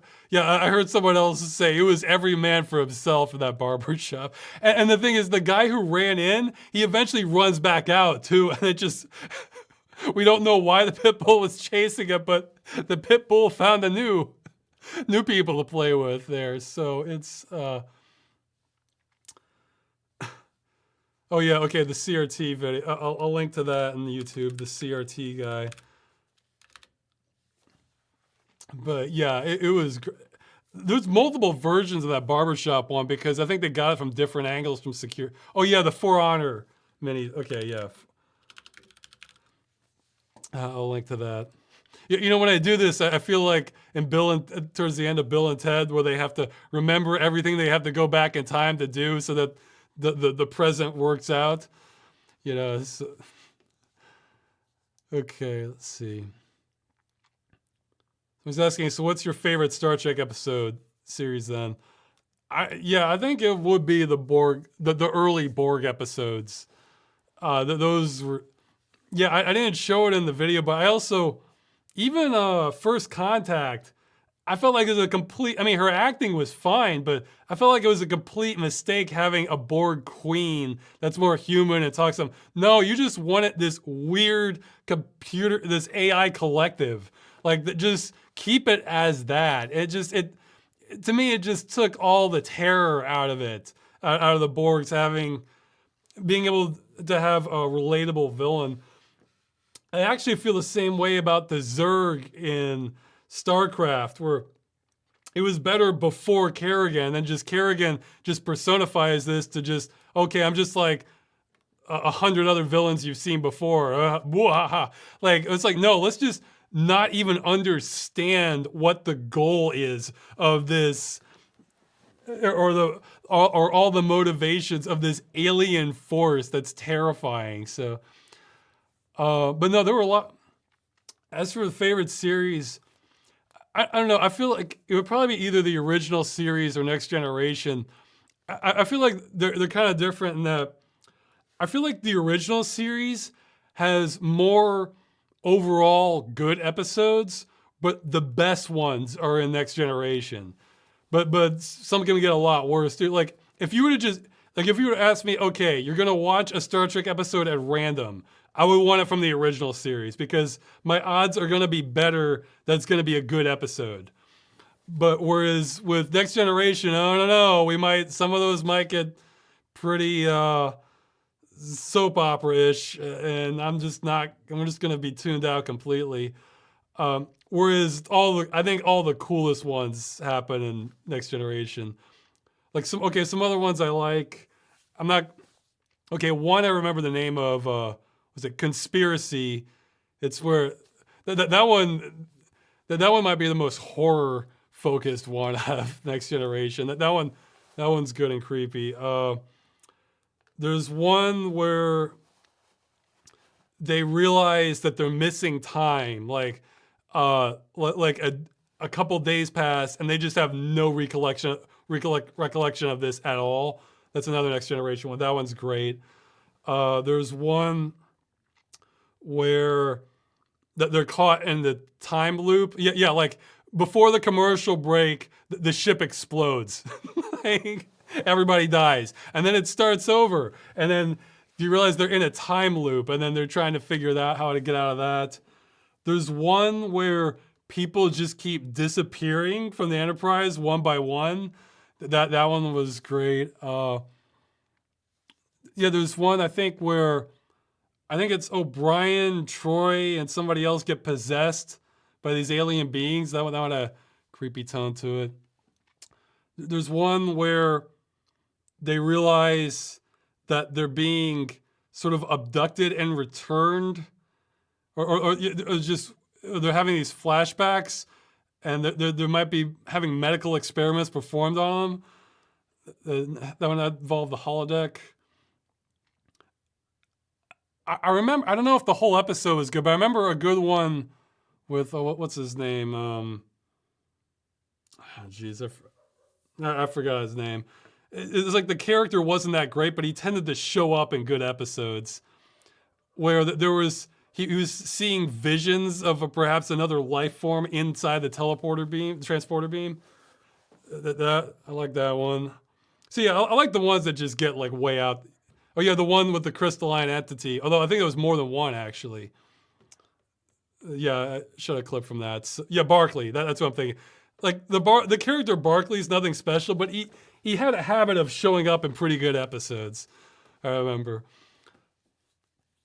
So I think you post the link to those videos again. Chat's turned off. It'll be on YouTube. Don't worry about it. So that'll be up in a couple hours.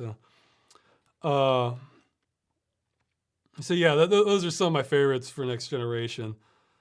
There might be if we're getting into like more mind-bending reality, then I'm more likely to like the episode. I think my favorite in the original one was a little more mundane, but I really liked it. It was like the one where they had like these. They go down to a planet and there's these kind of like manta ray things all over the place, and Spock ends up being blinded. I think that one might have been my favorite from the original series. So. And out of the very few episodes I've seen of Deep Space Nine, the one with, Whispers, I think. The one where everybody's acting strange towards O'Brien. That'd be my favorite for that. So yeah, those. So yeah, I guess Next Generation is the best, but if you're gonna pick one at random, I'd probably go with original. That'd be the safer bet. That the episode's gonna be good, you know. Okay, so yeah.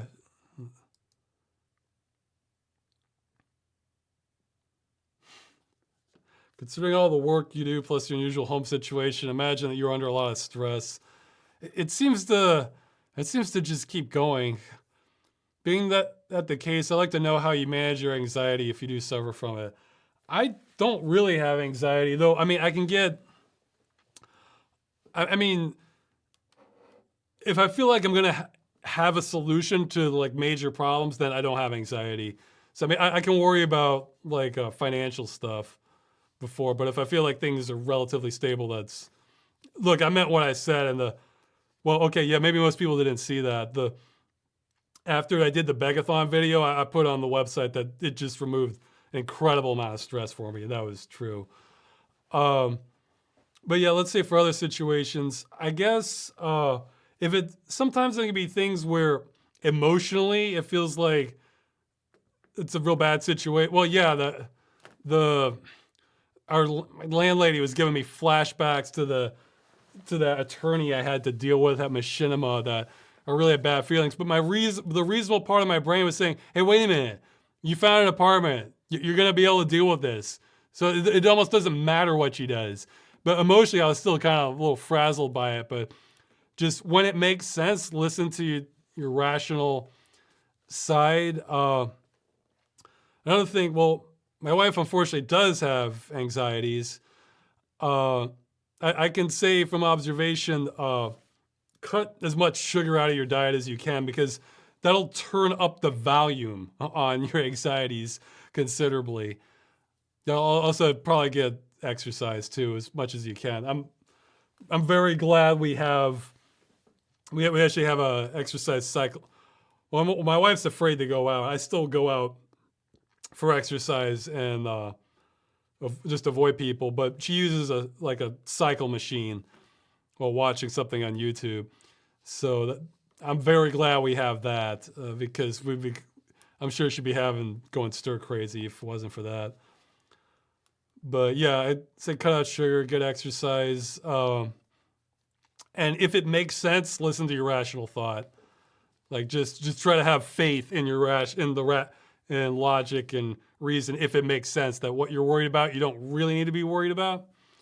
You know, even if it may feel completely different. So,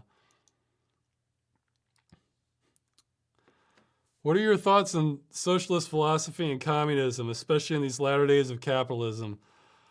Well, that's one of those where the internet's just gonna, I feel like, kind of body pile onto this. The thing is that we're at the point now where people, you ask 10 different people, what does that mean? You're gonna get 10 different answers because I'd say on the mild end, something like socialist philosophy, something like the fire department, where, that's provided for by the government and it's not a capitalist or free market situation and it's just kind of covered, and most developed societies have that. And on the extreme end, you have no private property. So would be like the communism, socialism end of it. Like, it's all for the community or the government, whatever. So that's a pretty wide range between fire department and like no private property. I feel like this sort of leads to a problem I haven't been able to solve, where maybe it can't be solved, is, look, taking the kind of utilitarian approach, there's a lot of ways to get to a solution for what you want. And in some cases, something like socialism or communism might get you there. However, how do you stop that from being undermined? Like for communism and socialism in particular, I mean, that's the sort of thing where the Bolshevik Revolution, Lenin and friends moved in and replaced the existing government with a socialist one. However, Lenin got sick and later died, and Stalin was a thug. So Stalin decided, hey, you know what? I'm for the party and everything, but you know what's even better than all these principles and ideals? Just me staying in power, or me even getting more power? Yeah, I think we're going to do that. And so this is not a problem unique to like socialism or communism or anything. So it's like you can have whatever system you want, but people who really crave power and don't have a lot of reservations about what they do to get it, they unfortunately have a tendency to kind of rise to the top in a lot of history. So, I don't know how you control for, and the thing is, Stalin's a perfect example of his actions were not what the majority of people wanted, because he sure killed an awful lot of people. Like, however, guess what? He was in charge. He was in power. And this is what mutated out of trying to get a socialist government. So I'm just, a historian would have a better perspective on this, but there's a lot of examples of this sort of thing in history for just like kind of any ruling system, where eventually the most ruthless people can kind of come to the top, and it just kind of undermines whatever you had planned. So I don't know how to solve that, where you kind of, what protections do you have in the long term to prevent like any organization or government or system from being corrupted, basically, and not doing what the original design was or what the people want, but basically adhering to what the people who are best at acquiring power want? I don't have an answer to that. Some of you are pointing to something in the chat. Let's see.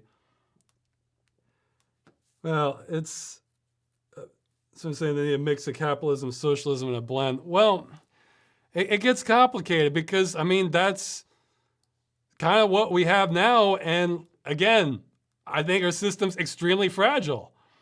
I mean, we're not prepared for these kinds of situations. And in the longer term, even under either system, I think we might have larger environmental threats that we haven't really had to face as a species before, because we've never had as large of a population depleting as many resources as we do at this point in history, ever, really. So okay, I'm kind of more on board with Happy Death Grin there.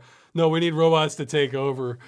I mean, but even then, it depends on the programming of the robot, and how do you prevent somebody else from coming along and changing that programming?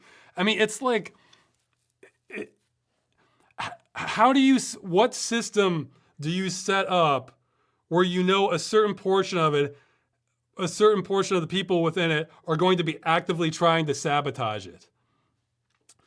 You know, when I was actually talking with a friend of mine about GUI stuff and like graphic design, he was like, I was trying to like figure out like some of the best ways of doing something, and he was mentioning, geez, I forgot the term of it, but it's like something where the GUI is set up to purposefully obfuscate something so that you have to go through all these steps to get to something because the designer doesn't want you to actually click on that. Like, let's say you want to unsubscribe from a service or something, and they're actually going to throw you through all these hoops you have to jump through. Not just a bunch of submenus, or just stuff where it's trying to misdirect you.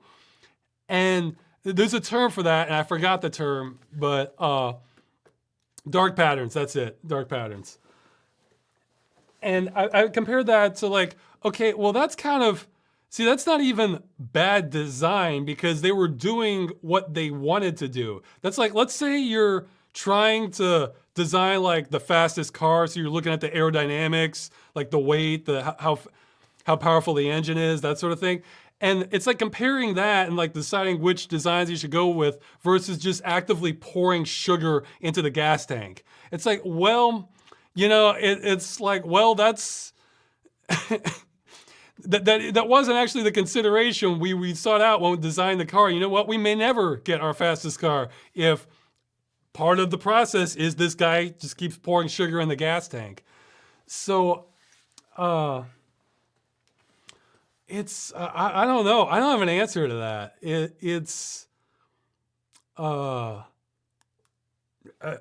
Because I think, here's what I do think. I think the majority of people kind of want things to be okay and will make the right decisions if they're presented with good information. But there's all sorts of ways you can intercept that to give people bad information or kind of circumvent them from the process or make sure they're not even aware of things that are happening. And I don't know, it takes us to not great places. So when people are talking about like socialism or communism or capitalism or just fascism, monarchies, you tend to have this similar problem in all of them. I guess if you have like a full dictatorship or like a monarchy or something, you can eliminate that for one generation if you're lucky. So if there's such a thing as like a good king, then yeah, they can cut that out because, well, we got to do what the king says. Okay. But as soon as you get one king that's not good, well, then that's even higher vulnerability than it was before, because it's more like it's more like when you only have one ruler, then it's like a microcosm of the entire problem. It's like, well, maybe you'll get lucky and things will be great for one generation or one lifetime, or the king or something, if he's not assassinated, but then maybe his heir is horrible or just not good, and then other players come in to kind of fill the power vacuum. So, and you can have way more extreme things happen than you would if it was more like a council or something. But then if you have a council and they all kind of get corrupted by various forces and then kind of change the rules to kind of keep that corruption in place, then I don't know. And the other thing is, especially for lone rulers like dictators and stuff, the people who tend to become dictators tend not to be the most benevolent, So yeah, it's so I feel like if you like focus too much on like any one system, you can kind of fall into the same traps where, okay, this might be a fantastic system that'll solve all our problems if it's not actively being undermined and sabotaged and mutated into something else. So that's kind of my thought on a lot of different ruling systems. And I don't have an answer to that. So I guess I will. Okay, if you want something a little more optimistic, I'll say that, like, especially like now with us kind of testing like the limits of our current system, I said I see no non-radical solutions. However, that's on a macro scale. I'm seeing that. On a micro scale, like with like a small community or something, well, no, they can enact a tremendous amount of change and it can work and it can be relatively stable, because you can have a bunch of people who are relatively on the same page and they may understand the risks of things that are happening or things we need to do, or just kind of running government. And then it kind of can't spiral out of control the same way a much larger system can, because it's too connected. So if one person's acting actively corrupt in a group of several dozen people, it's like, well, that's going to come to light, and we're just going to have to address that directly. So I guess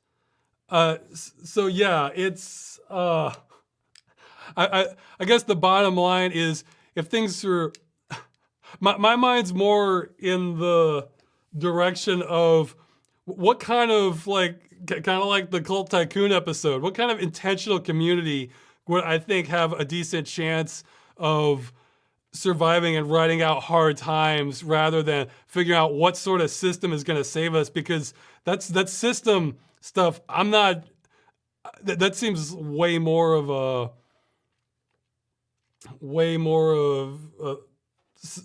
long shot to me. Whereas, yeah, you can affect things immediately around you. so that's the optimistic approach. Is on the micro level, there's still a whole lot you can do, like anybody just about. So Okay, yeah, and that. Well, this sort of ties in the other question. How do you feel about the current state of the U.S.?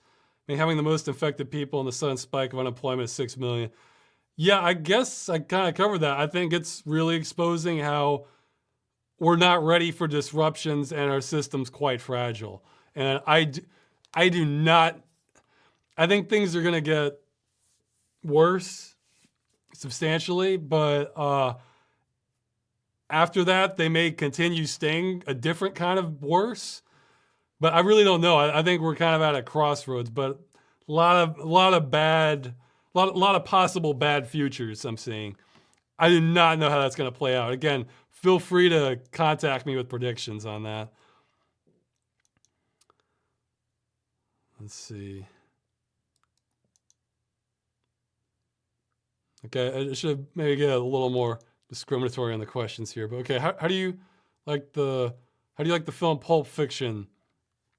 I think it's all right. Let's see, how do you feel about crime movies? I generally like them, although it kind of depends. I like the crime movies I like the most are ones where they're like more suspenseful and kind of more real, I guess, where just they're not trying to glamorize it. Or I mean, it's a fun enough movie, but like Ocean's 11 would be on the other side of the spectrum of what I'm talking about. Stuff more like Heat, or geez, there's some I'm trying to name. I saw one not long ago that's about these bank robbers. They're kind of desperate. Oh man. Okay, yeah, Jeff Bridges was in it. I remember that. So just let me see what he's been in. I remember they. I also like ones that are not quite. Well, there's sort of crime ones where I would call them. Let's see, Hell or High Water. That was the name. That one wasn't bad. Uh, I would call them sort of like smart action movies. In other words, we're not glamorizing this or making this over. It's not Commando. In other words, they're all treating this like it's 100% serious and, you know, going in tactically and trying to be as smart as possible for like trying to commit the crime or military operation. I saw one not long ago that was, I thought, for my taste, I liked it. Triple Frontier. Is Ben Affleck. I don't remember his name, the guy from Sons of Anarchy, where they were trying to rob this kind of drug lord and get away from it, get away from there as a military operation. A couple movies I've seen similar in tone to that are Proof of Life. That's about like a sort of a counter kidnapping kind of thing where they're trying to go in and rescue the victim. Known as Russell Crowe. Blood Diamond. That one's about a guy moving in to try to sort of rescue this guy who also has a very complete wealth worth of diamonds in the middle of this kind of war zone situation in Africa. It's Leonardo DiCaprio. Yeah, somebody's mentioned Dog Day Afternoon. Yeah, it's a good bank robber movie. That is good. Let's see. I don't know that one. Uncut Gems. Yeah, Sicario. I enjoyed that one. Yeah, I can't remember if it was. Yeah, I think it was in the sequel. That one had one line that just made me crack up. Where it was just like, boy, Mondays, huh? Like when he's gone through this just complete operation hell. Yeah, Heat I mentioned. Yeah, Leon. Leon's kind of fun. Yeah, Leon the Professional. I'd say Leon's a little less serious. I mean, it's intense, but it's not meant to be taken too seriously. Some of these I don't know. I should check. Yeah, I don't know Uncut Gems. Yeah, The Town was good. I like that one. I mean, it's not best ever, but it's enjoyable kind of crime movie. Yeah, well, Scarface is fun, but that one's over the top too. You know. Same with yeah. Some of them have a sense of humor, like with Goodfellas or Casino. Those are both kind of those are a little more on the comic side of things, but they're fun. Let's see.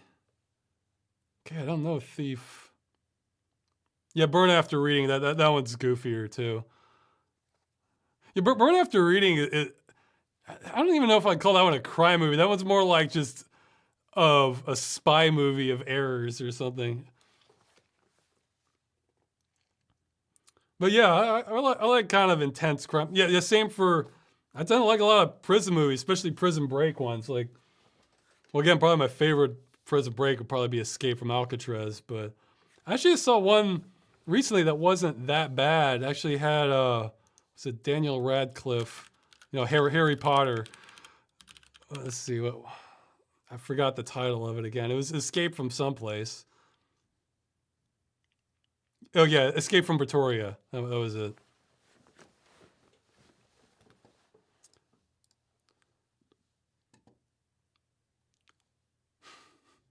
Harry Potter and the Last Banana. Let's see. Oh yeah, well Shawshank Redemption. Yeah, okay, I take that back. Shawshank Redemption might be my favorite because that was just solid movie across the board. The Rock's a lot goofier, I think.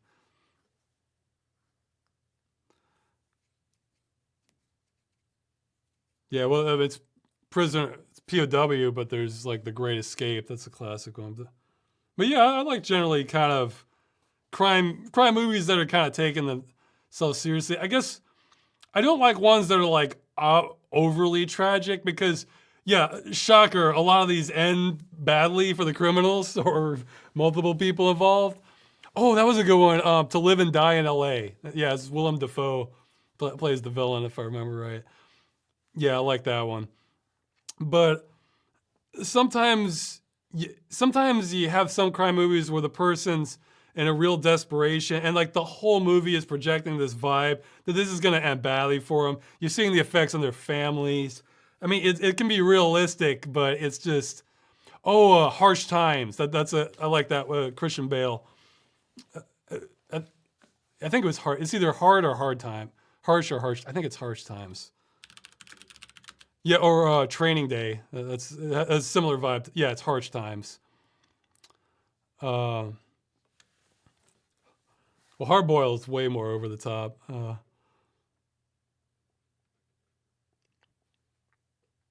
Okay, I haven't seen I Saw the Devil.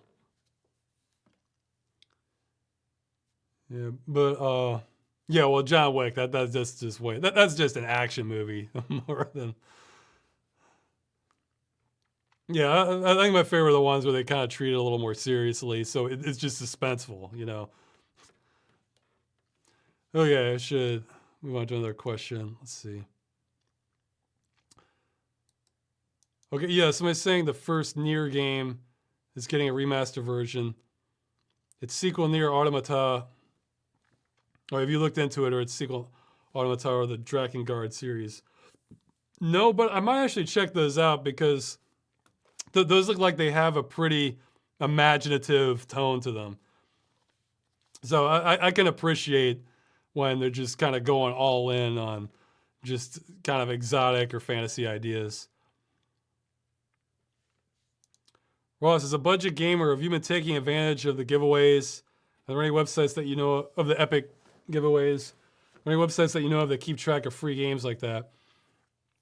Well, the first part, yeah, I grab the Epic games when they have ones that I like. I put them on Twitter, though it seems like half my Twitter are really hate Epic. And I feel like this, I can understand that. However, I feel like, from my perspective, I'm looking at this from game preservation. Do you own the game? And from my perspective, it's like I can appreciate how you don't like Epic, but then I don't even think that highly of Steam either, if using that metric. So I guess you can be. I feel like it's a little inconsistent to be like hardcore against Epic Store, but then go turn around and praise Steam. You see, it's like, yeah, there's a few. I guess them privacy they've sort of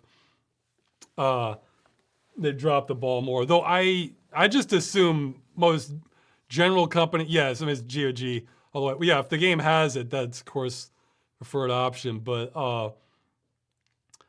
the I just assume most of these places are just harvesting your data and selling them off or using them for whatever. The what? So yeah, I grabbed the ones that I like. I mean, that's how I played Subnautica. I tried out. I was interested in it, though. It ended up being not my kind of game that I was kind of curious about. It was Hello Neighbor. I checked a couple other on Epic. I could pull it up if I wanted to, but yeah, and so yeah, I do an. Oh yeah, I meant to put it on Twitter. I grabbed World War Z because that was one I was like, maybe, because the I don't know. It sounded like it was like I heard it was like a Left 4 Dead clone, but not that great. Left 4 Dead actually isn't my favorite gameplay style, but I do like the sort of zombie survival stuff. So yeah, actually, I should play more zombie game. Yeah, I tried to play it, but I gave up on it pretty quickly, and I ended up watching a video on it. Pathologic. I tried to play that recently. It seems like it's player hostile almost, and it's like you have to be a certain kind of player to appreciate. But it's interesting because I felt like the timing was good for it. Oh yeah, if you want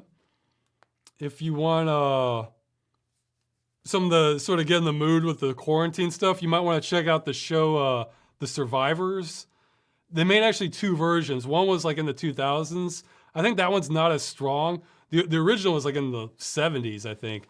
But the general plot is that a virus has wiped out most of the population, and it's like 1 in 10,000 people are immune. They're to the virus. So it's awesome because it's just like a zombie movie except without the zombies, because it's like all the same kind of things except the zombies with the tone to it. So yeah, I would. Okay, somebody's saying the original is BBC production. Yeah, I was, for my taste, I was enjoying the original one more. So,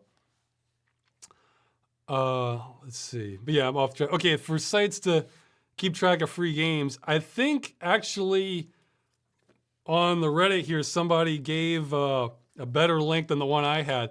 I recently found one not long ago, but see, I wanted one that shows free games, but I wanted to filter out like the free weekend or free item for this game, because it's like, no, are we having free to own games or not? I mean, that's,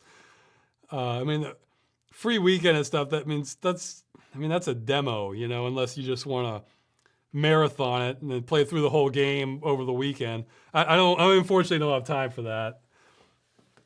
Besides, I sort of can get tired of playing a game after a couple hours and want to come back to it later, But yeah, I have one bookmark I've been using, indiegamebundles.com/category/free. And right now, King Crusaders 2 is free on Steam again with a different DLC.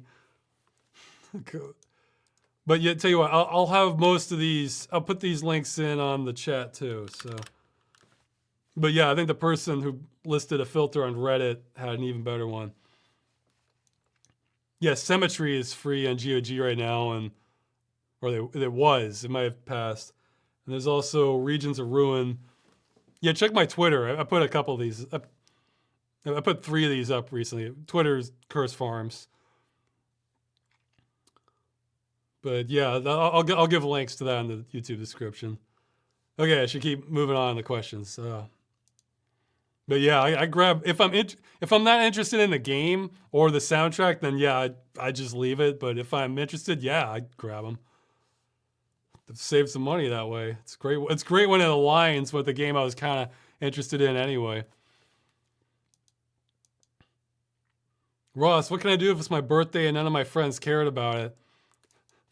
Well, I tend to have that too. Well, just figure out a way you can have fun. Like, what you might want to do is, maybe if there's a game or a movie you're kind of extra looking forward to, put that one off till your birthday.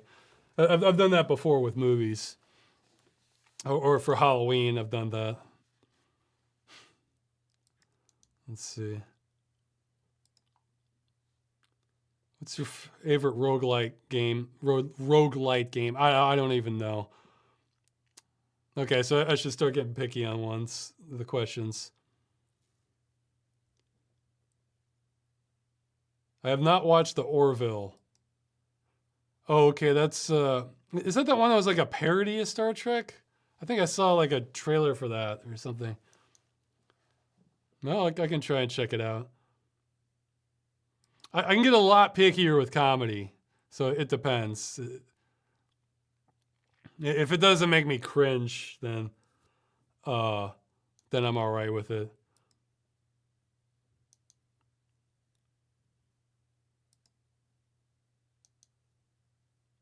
Let's see. Okay, I'm skipping some stuff here.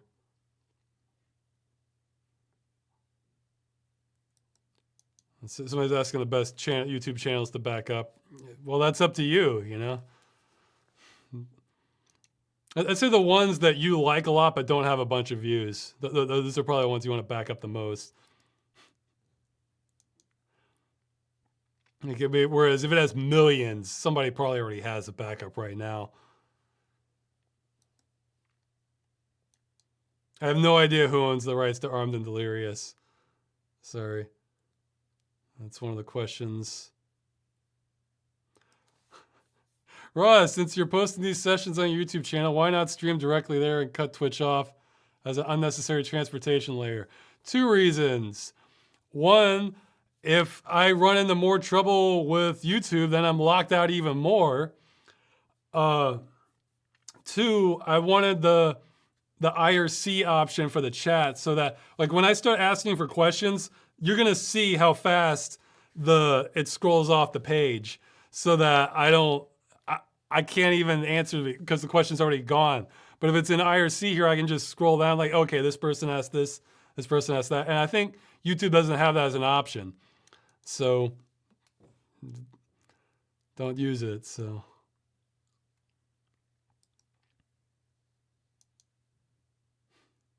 So he's asking like the price of a sandwich. What kind of sandwich are we talking about here? I don't know. I mean, I guess we're talking $7 max, I think. Like I'm still waiting for Trackmania Lagoon to get a little cheaper. Let's see. I forget. I think it was on sale for $10. Well, last time I saw it, I think it might be able to go a little cheaper if I wait longer. Yeah. Same for Quantum Break. I think when it's on sale, it's about $10.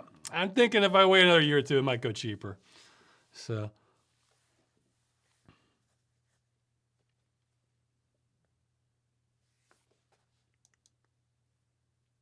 Oh, well, that's a good question. I actually not following it. Okay. Ross, you've talked a lot in the past that you follow the oil market closely. I actually don't follow it that closely anymore, but yeah, it would be kind of off and on. What are your thoughts on the Saudi-initiated price war against Russia that started earlier this month? Well, my understanding was it wasn't just Russia; it's also the U.S. too. It's interesting times. I mean, yeah, hey, why don't we have an oil price war the same time we're having a pandemic breaking out? Yeah, that'll make things nice and stable. I've heard, I mean, okay, I'll call them conspiracy theories that this is not a coincidence and it's part of some bigger plan. I have no idea on that sort of thing. But I will talk more about oil in the follow-up episode. That'll because I mentioned that in the Human Revolution one. But I mean, I won't talk about that event specifically, but I have no idea. I mean, I'd be interested. That's one of those things where it's like, wow, there's a lot of variables going down here. I'd like to hear someone who has more knowledge on this stuff than I do. So. You've probably never ate bass. What is the most exotic food you ever tasted? I think I'm trying to remember now. I've either had alligator or turtle or both. When I was in Louisiana at a diner, I was like, I forget which one. Sorry. That's probably about as exotic as it gets. Yeah, it was either alligator or turtle. I honestly, it's been a while though, so.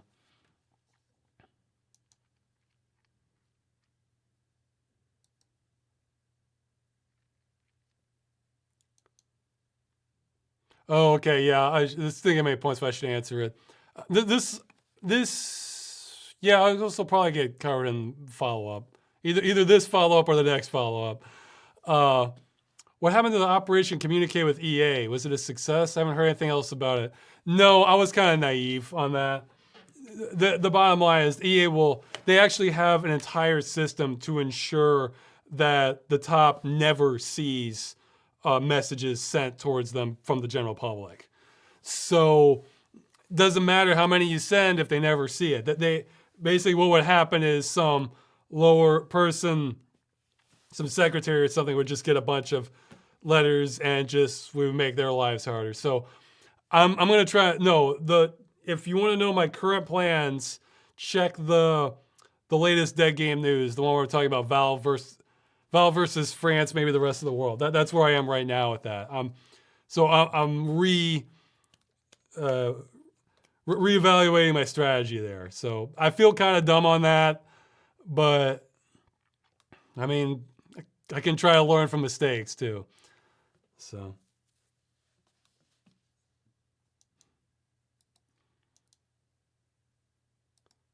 Okay, well, this needs more points next time. It's too broad a question. I have to think about it. They're asking what are some of your favorite music videos. I'd have to think about it. But what's your favorite philosophical quote? Again, I'd have to think about it. I wasn't ready for this one. You need to put these broad questions. They need to get more votes so they can go towards the top. So I'll notice them and be more prepared for the chat here. I'm better with specific questions if it's just off the cuff. That's a good one. Who's your favorite fictional detective or investigator? This may not be my favorite, but it's just the one that comes to my mind is Sam and Max, you know, for freelance police.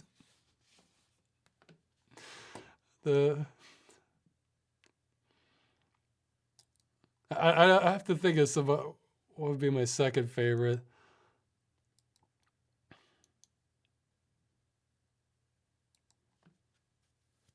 Let's see.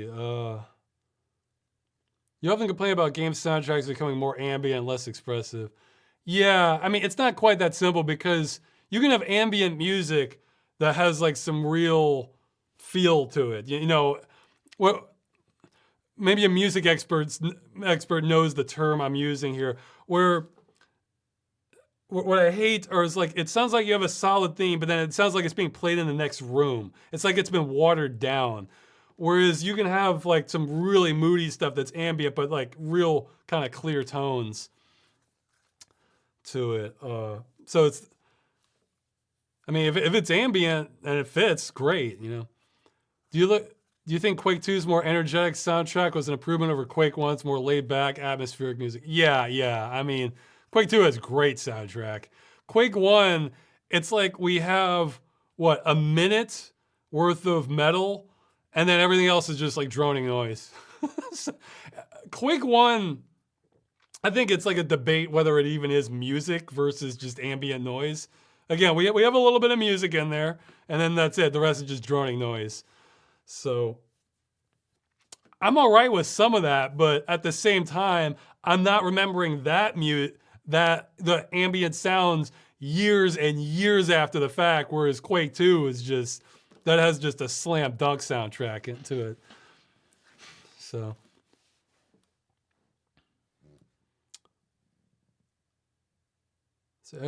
Okay.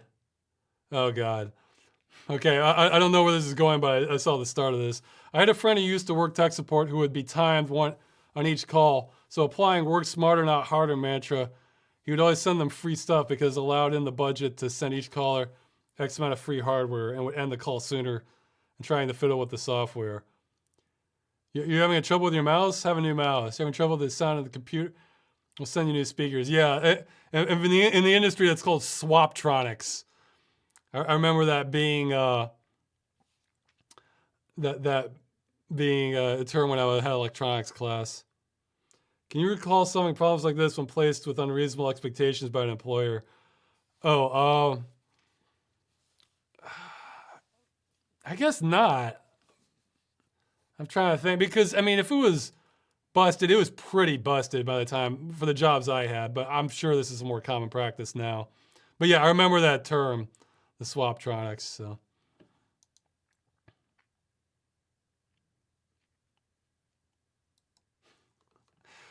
What are your thoughts on governments using phone location data and facial recognition to track people during the quarantine and the possibility of their use outlasting the crisis? Brave new world, man. I mean, again, I assume most of privacy is just compromised.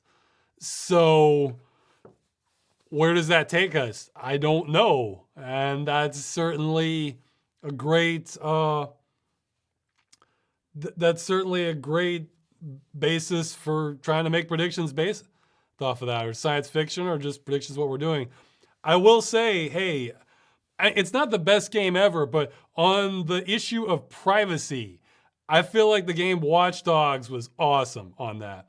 Like the main story of Watch Dogs isn't anything that special. It's just sort of like a revenge thing, but it's not even that fun. It's kind of sad. But everything else, like all the side dialogue and things that you witness along the way, are just great. So, and that, I feel like that game does a better job of exploring issues with a loss of privacy more than maybe any movie I've seen, or because you actually get to see it in action, and you're seeing both sides of this. It's interesting. So, because one of the sort of mini games or side quests is you can hack these little nodes, and then you get to eavesdrop on random people, and like what you find is it can be quite entertaining. So, okay, we're getting to more skippable questions.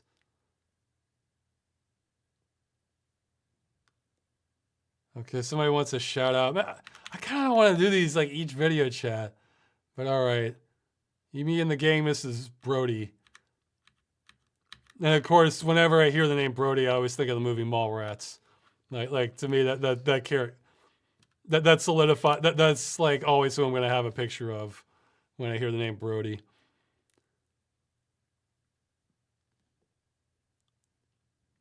Yeah. Okay. Well, this is a repeat of some of the virus questions.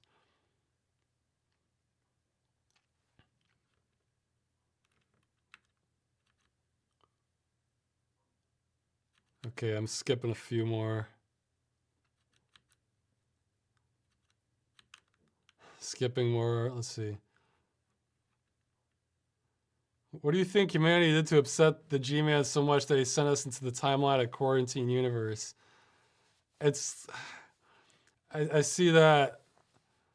Okay, well, not to sound too callous, but I feel like what's happening now with the virus, this is actually better than what I was anticipating. And I think it's going to get worse, but I think for how fragile our system is, I think it could be so much worse, I guess is what I mean. It's not saying like, oh, I'm not saying, oh, this is nothing, or like, oh, this isn't that bad. No, I'm not saying that at all. In fact, I think if the mortality rate, well, okay, I shouldn't get into that too much, but I guess I can think of worse collapses, I guess, is what I'm saying. But, I mean, that question's a little bit like if you were on if you're on a isolated island and then you used up most of the food, it's like, well, why are the gods upset with us for not having a bountiful harvest? It's like, well, we kind of needed to plan ahead better. I mean, of course, not saying the virus is our fault, but the way we have society set up, that we're not ready for anything like this, any sort of disruption. Yeah, like a virus is sort of like a virus is sort of like a wild card. I hope I might be repeating myself already, where it's something like you never know when, like a pandemic that could happen tomorrow, or it may not show up in your lifetime. But it's one of those things that always could come up. Same thing for like a meteor strike or an earthquake in a major populated zone. It's like you never really know, but things can happen. Where there's other problems that, yeah, this is gonna happen at some. This is just. It's just a matter of time, and we're just on borrowed time. I feel like our financial system is more like that second category. Like, we had the 2008 crash. What did we do to fix it? We just kind of threw money at it and didn't address what caused it that heavily. So, okay, I should keep moving on. People are probably sick of me talking about that.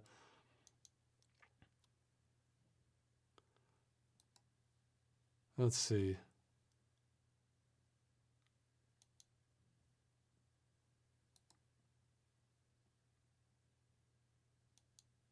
Oh wow. Okay, so it's just a comment. Well, it's understandable that they were testing Phantasmagoria 2 on the search to see how high mine came up, and for sure it had to be because of the age restriction. That they came up. It came up as number 534. So, oh well. Well, I made it the way I wanted to. This is why I'm probably not going to do a lot of age restricted videos, because that's a chilling effect if there was one. Well, yeah, I mean, I don't make any income from that either. So, I mean, if you put age restricted, you can't have ads on it. So,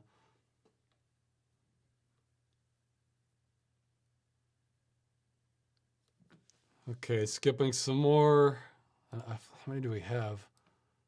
Okay, getting closer to the end.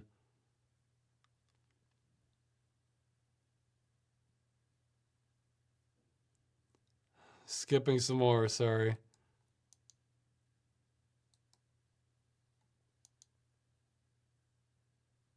I will play Half-Life 3 if it comes out. I figure I have to. Well, I'm wondering that about Half-Life 3 though, because if you look at Half-Life 2 compared to Half-Life 1, I mean, it's a completely different setting. So you have to wonder if they would do something similar for Half-Life 3 or just kind of have it similar again. I mean, I would think that they would just make a new setting, so which would make it more interesting for me.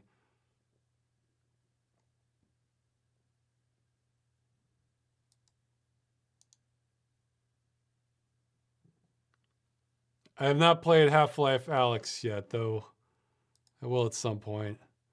Okay, down to the last question there. So the chat can either ask me questions, put 3 equal signs in front of the question, or you can propose scenarios that test utilitarianism, like at least my flavor of it, to try to throw me off and see if there are questions I can't answer. Yeah. Like the show its failings as a philosophy. Like, oh, we just can't figure out a solution to this. So, and I'm checking this last one. 0 points.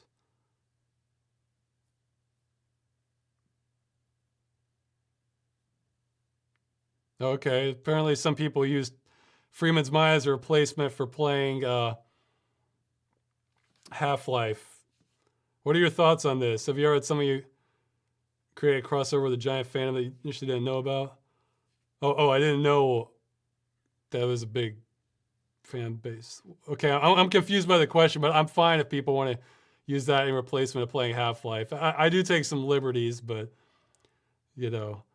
it's close enough to the original Half-Life game. Okay.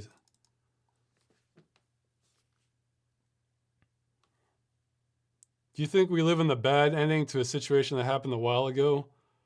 There's so many unexpected events that occurred of past years that feel so much worse than what could have happened. No, I mean, I would say we're like, okay, let's say a 10 is like utopia and a 0 is worst possible thing. I think we're on a 4 out of 10, something around there. Because things could go a lot better, but okay, I guess it's a bit misleading because let's say we could have had better futures, those may be a lot rarer too. So let's say statistically the odds were for between a 3 and a 5, and just having a 6 means there was like a 10% chance of that. Having a 7, it was like a 3% chance of that. So it may not be, because listen, if the Cuban Missile Crisis had gone very badly, we might not be here. I mean, it could be a lot worse than what's happened so far. That said, we're in for some rough times, I think. So, what shirt am I wearing? I'm wearing a thrift store shirt. It's some band, I think the Dead 60s, and it looks sort of like Space Invaders. So I thought it looked all right. It's like 50 cents or something.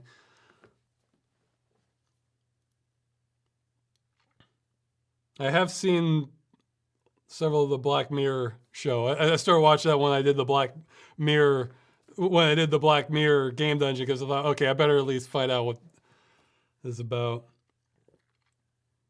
Are there any episodes you would consider doing an analysis of, like Star Trek? I don't know. They're kind of more straightforward. See, the reason what prompted me to do that analysis was because it's like, whoa. This is like a whole giant blind spot to that episode. Like, and then it just would lead to kind of fascinating things where, maybe not fascinating, but interesting. I'm trying to remember offhand Black Mirror episode that would be like that. I don't know. I mean, I may have missed some of the most recent ones. I could even be a year behind. I think my favorite one was the black and white one where this kind of hunter bot is activated. That one was pretty intense. I like that one.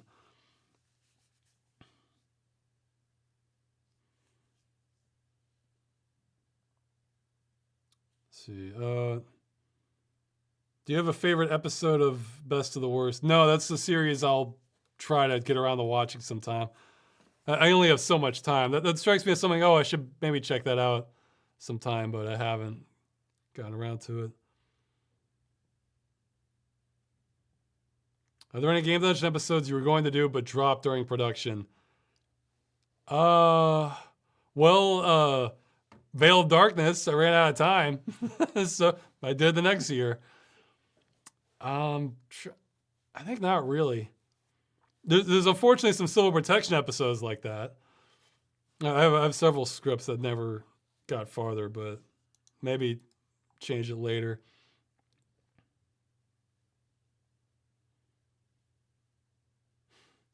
Okay, we're gonna. I may skip some of the dumber questions. When I say dumb, I don't mean the person's dumb. I mean they're just asking a dumb question. Like, it's like and they know they are. It's okay. So Yellowstone eruption. Yellowstone eruption might be apocalyptic. I mean, I'm not sure. I haven't really examined just how much that would devastate the human race, though. It would be really, really bad. That's why when I say that this is not as bad as what I can imagine. Yeah, okay, let's compare the virus outbreak right now to just if Yellowstone erupted. And then it's like, oh wow, this actually isn't that bad. We can deal with this. Yeah, it's really bad for some people, but we can, take some action and really try to get a whole Yellowstone eruption. It's like, okay, so is the human race extinct? Let's try to figure this out, like that's more the Yellowstone scenario.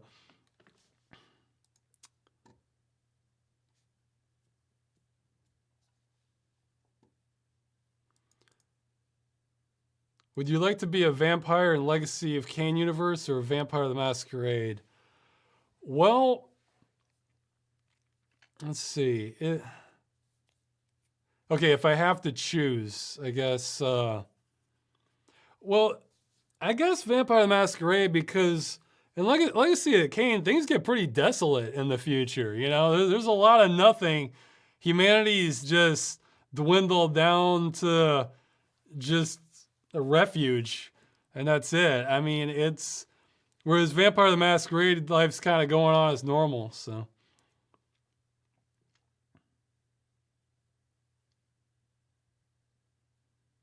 what would be an ideal schedule for you?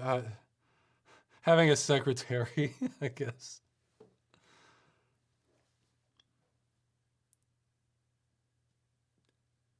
Is there an amount of money you would feel uncomfortable taking as a donation? Like if a millionaire or billionaire stumbled across your content, loved it, and wanted to give you 50,000, would you take it? Uh, I'd say no. There's no limit on that. However, in the event that I get a large donation, I've gotten one or two of those before. I usually, yeah, I gotta catch up and thanking people before I go dark on the internet. Uh, for those in particular, well, I mean, honestly, this extends to anyone, really. Though, try not to go too nuts with it. But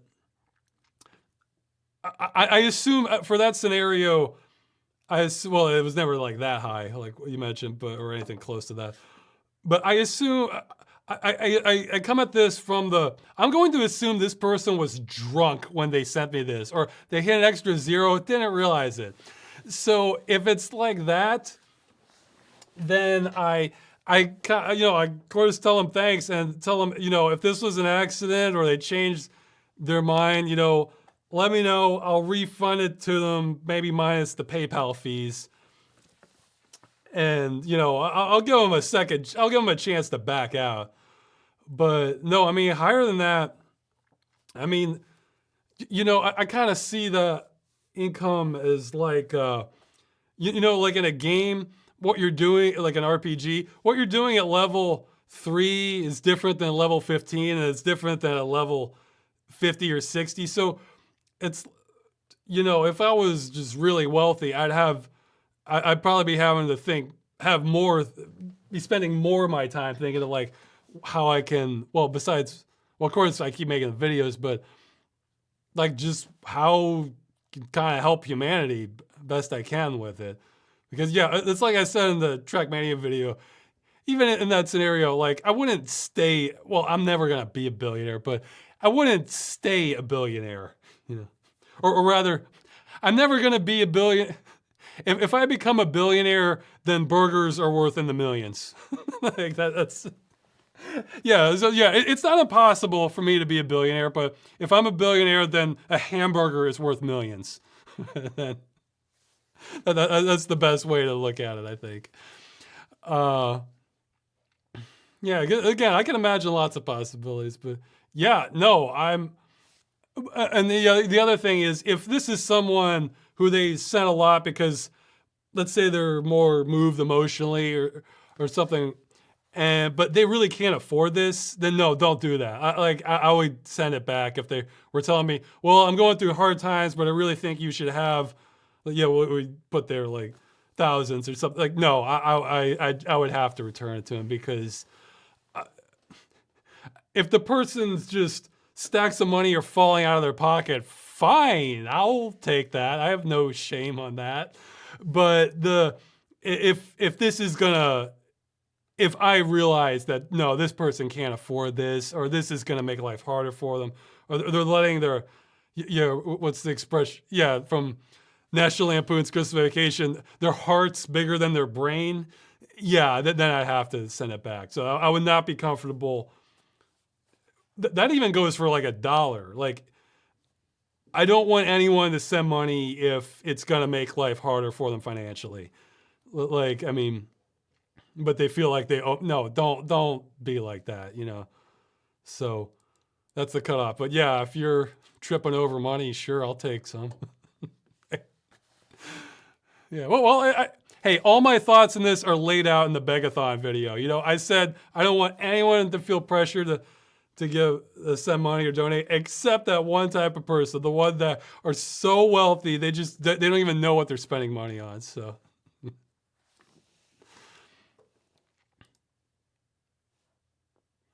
Why do you think Valve are screw ups? It's not that they're they're actually incredibly successful. I think it's just our anarchy incarnate. Well, I think that's kind of the answer to the question. The reason they don't necessarily have more out is because things are kind of anarchic. That everybody's kind of doing what they want, and they kind of get together and work on things when they want, but that also falls apart. So I think if they just had a competent, understanding project managers who literally took a when it's done approach, not and I feel like Duke Nukem Forever just spoiled that phrase, but it's actually a legitimate thing. Just if you're not changing the technology constantly, and just kind of come up with a plan and don't deviate too radically from it, unless you realize it's a big mistake, then yeah, you just finish the race. So yeah, I think it's their anarchy approach to things.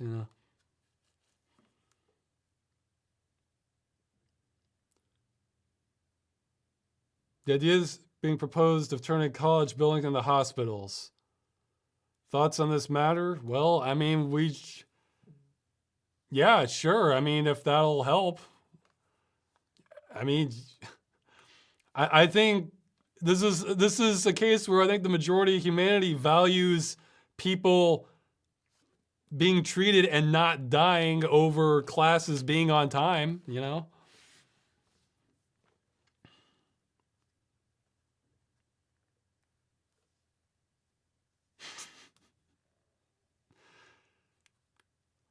If you had to kill someone to play Armed and Delirious for a year, who would you kill?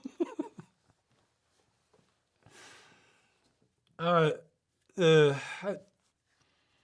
yeah, I don't know. I kind of want to avoid questions that are a little too sinister like this, because well, for two reasons. It's like not, well, three. One, it's the way you phrased that was great. So, but like the answer isn't funny enough.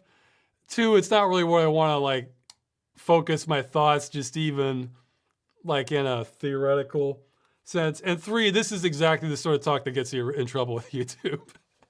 So even if it's completely theoretical. So, but you phrased that in a good way. It's a good question. Just I don't think the answer would be very satisfying. You know what? I love that quote from Invisible War from J.C. Denton. Like I have no enemies, just topographies of ignorance. Yeah. Are you trying to avoid Half-Life Alyx for spoilers? Yeah, I guess so. I'll play it eventually. Do you have any advice for people who won't have money for a VR rig for a few years? I'll just play another. Check the games list. I have submitted. Yeah, I have a volunteer helping me with. Yeah, I haven't updated the games list in a while. Sorry about that. I have a volunteer helping me with it. He has about 20 or 30 of them coming his way. So whenever he gets around to putting them up with the screenshots, it'll update. Or I could just read them off real quick, but people want that. Okay, let's see. Looking for more.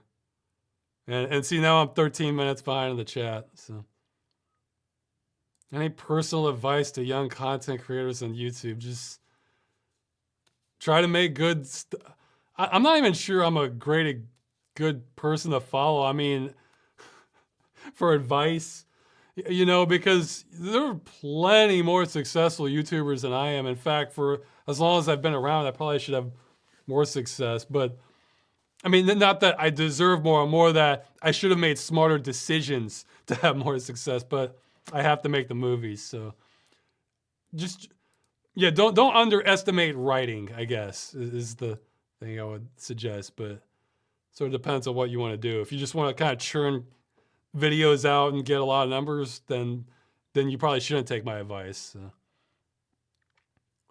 I have seen some Red Letter Media stuff videos, so try and catch up on more of them sometime.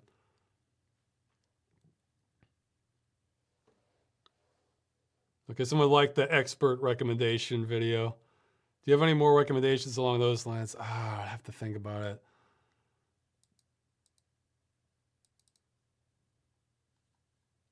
Let's see. Office. Of course, the movie Office Space is a pretty famous example of that, but I imagine most people watching this have seen that. I haven't played the Tex Murphy game. Sorry, I'm not huge into film noir, so it's always been kind of low on the list for me. Would you say we're living in a cyberpunk world minus the cool stuff? Punk fashion, cybernetics, advanced tech, VR, and holog. Well, we have the VR. Uh, not exactly. We're sort of. I don't know. I feel like we're kind of in between Brave New World, like with the, and something like drifting towards Soylent Green. It's like we have amazing technology and things coming out, but we're also have huge blind spots on how we're handling society and our future. So maybe there's a better maybe better sci-fi analogy. And hey, as for fashion, hey, once Cyberpunk hits, we might see some of that coming back. So.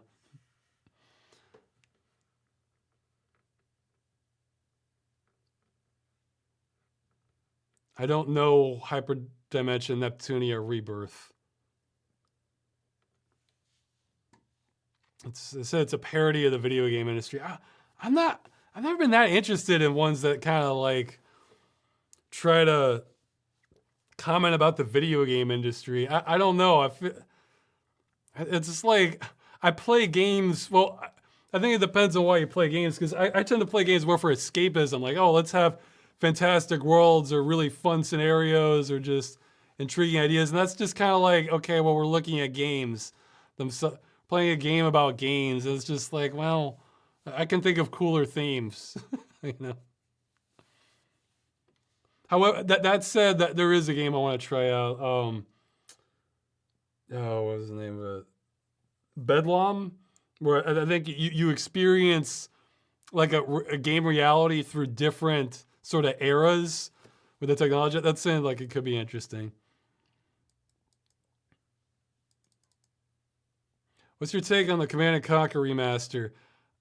I've barely followed it, but what I've seen hasn't been super encouraging, because I saw two things that like, okay, first was they made high definition graphics of like the sprites and stuff, and I looked at them and they look quite accurate, but it didn't feel as cohesive as just the old pixel art.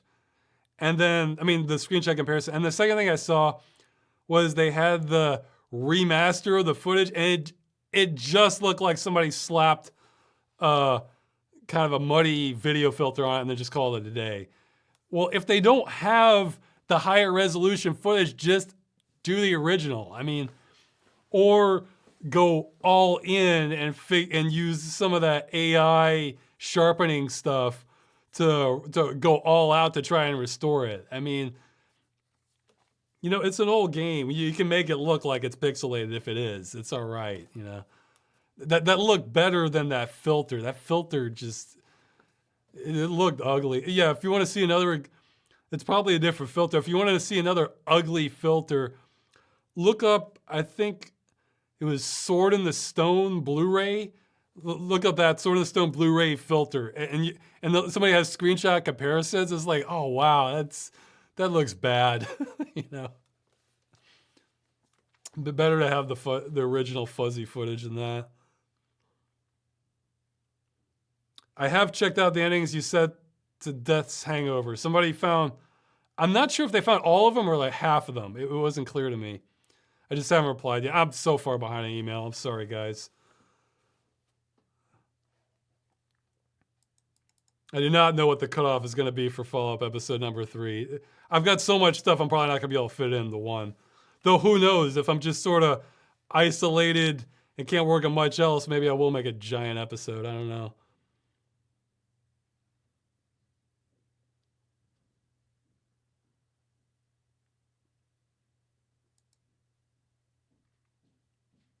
Oh, where somebody's asking where I got my theory of Yellowstone. Oh, that goes way back. Maybe geology classes, or where they talk about like, no, there's actually an incredibly massive super volcano under Yellowstone.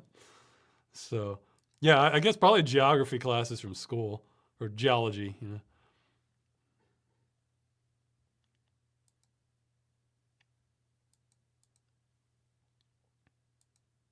Yeah, somebody's saying they haven't had a burger in weeks. Me neither. The McDonald's here is open, but it's only open for a drive-through, and I don't have a car.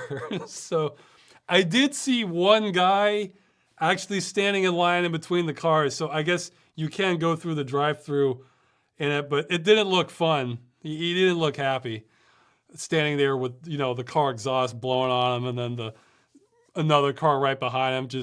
And you're just kind of assuming the driver behind you is paying attention, isn't on their phone, so they don't just drift forward and like crush your legs. I actually did something like that when I was living in LA, working at Machinima. When I said before, they were so unprepared for things, they had no place for me to record, and eventually I started coming in like late at night after everybody else had left, because that was the only time I could record. So I was coming back really late at night, like 4 or 5 in the morning. And although be open, there was a Jack in the Box, I think, that was open, but only the drive-through was open. So I actually started walking through the drive-through for that. But it got bad because eventually the clerk is saying, well, we're not supposed to do this, but you couldn't walk into the store. So there was no other way to do it. So I'm kind of getting a flashback to that time when I had to walk through the drive-throughs. So I haven't done it since the quarantine started, but maybe if I get desperate enough for a burger, I will. Could you give a more detailed breakdown of how the motion blur script for AVI synth works and how it's set up? No, but go to the forums doom9.org. They'll tell you, and just say, hey, I need help setting this up. Can someone tell me what to do? And then, or they might have a guide for you. They'll take care of you, I'm sure. And I'm getting a knock on the door. Yes? You want to cut it off? No, but I thought you might get tired. It's been 3 hours. Okay, well, it's been over 3 hours, so I should start winding it down. Okay. Oh, wait, you can keep on talking. Okay. I just wanted to tell you it's been 3 hours. All right. Okay. Oh, yeah, I should probably wrap it up then. Yeah, I have to finish the next game dungeon for tomorrow. Yeah, I should definitely start wrapping it up. Okay. So let's see. How would you like to be remembered? I don't care. How many videos have you come close to finishing but ended up scrapping? Not that many. It's the one civil protection one that most of the lines are voiced, and I got some models made, but that's probably the one that got the farthest. The rest of the other stuff, it's more like scripts. So script isn't, that's not where most of the work is, so. Let's see. I've read the first Dune book. Somebody's asking if I'm familiar with the books. I haven't. I may have read some of the sequel, but didn't give. I don't think I finished it.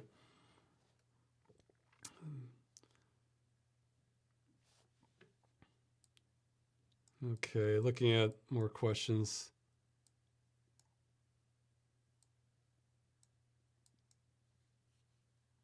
Are you familiar with the slow-mo guys on YouTube? Yeah, I've seen a few of their videos. Not a ton, but some. That's one of those YouTube's happy to throw up on suggested list. Okay, so the Death's Hangover explained something, which. So he really did see all the endings. I get it. Although they may have numbered them otherwise. I'll have to look into that.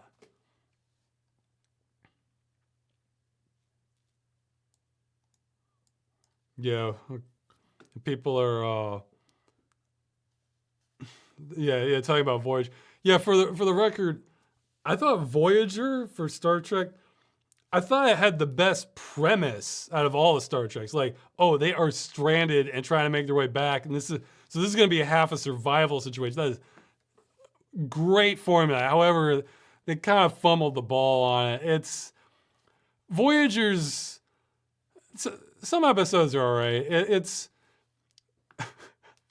yeah. I said that they're making space method. And Voyager's sort of like the methadone if you're wanting more Next Generation. But Voyager is methadone then. So it's not as good as Next Generation, but it's if you want more, it's there. You know, it's although something I guess this spoils the ending of it. The something I don't know if admire is the right word for it about Voyager is their ending. They just completely broke continuity and they didn't care. So it's like, okay, fine. Because okay, again, this is a spoiler if you're going to watch Voyager, so I guess skip a minute.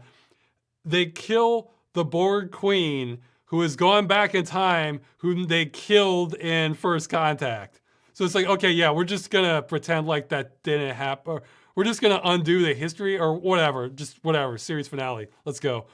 So it's like, wait, what? She's dead. This should be occurring before the events of First. No, we're just going to do it now. Why not? So yeah, I think I mentioned that in an older video chat. Was it the show Prison Break did something similar where they just flat out killed this guy, like dead to rights. I mean, we're talking multiple point blank shots with a shotgun from like a squad of this guy who's like handcuffed in a van. Like he is dead. And then he comes back and they're just like, oh yeah, my death is exaggerated. No explanation whatsoever. So it's like, yeah, okay. I have a certain amount of respect for when shows write themselves into a corner and then it's just like, you know, we're just not going to worry about that. Like, wait, no, like you can't ignore this, like, but they do anyway. I have a respect when they're bold enough to do that. I almost prefer that to a wishy-washy explanation that just isn't good. So it's just like, yeah, we're just not going to do that. So we're just not going to worry about that. Okay, so I better get back to work making Game Dungeon. Should be out tomorrow. Oh yeah, and getting this video up for everybody on YouTube. So should be out Monday. Better be. All right, so I'll see you.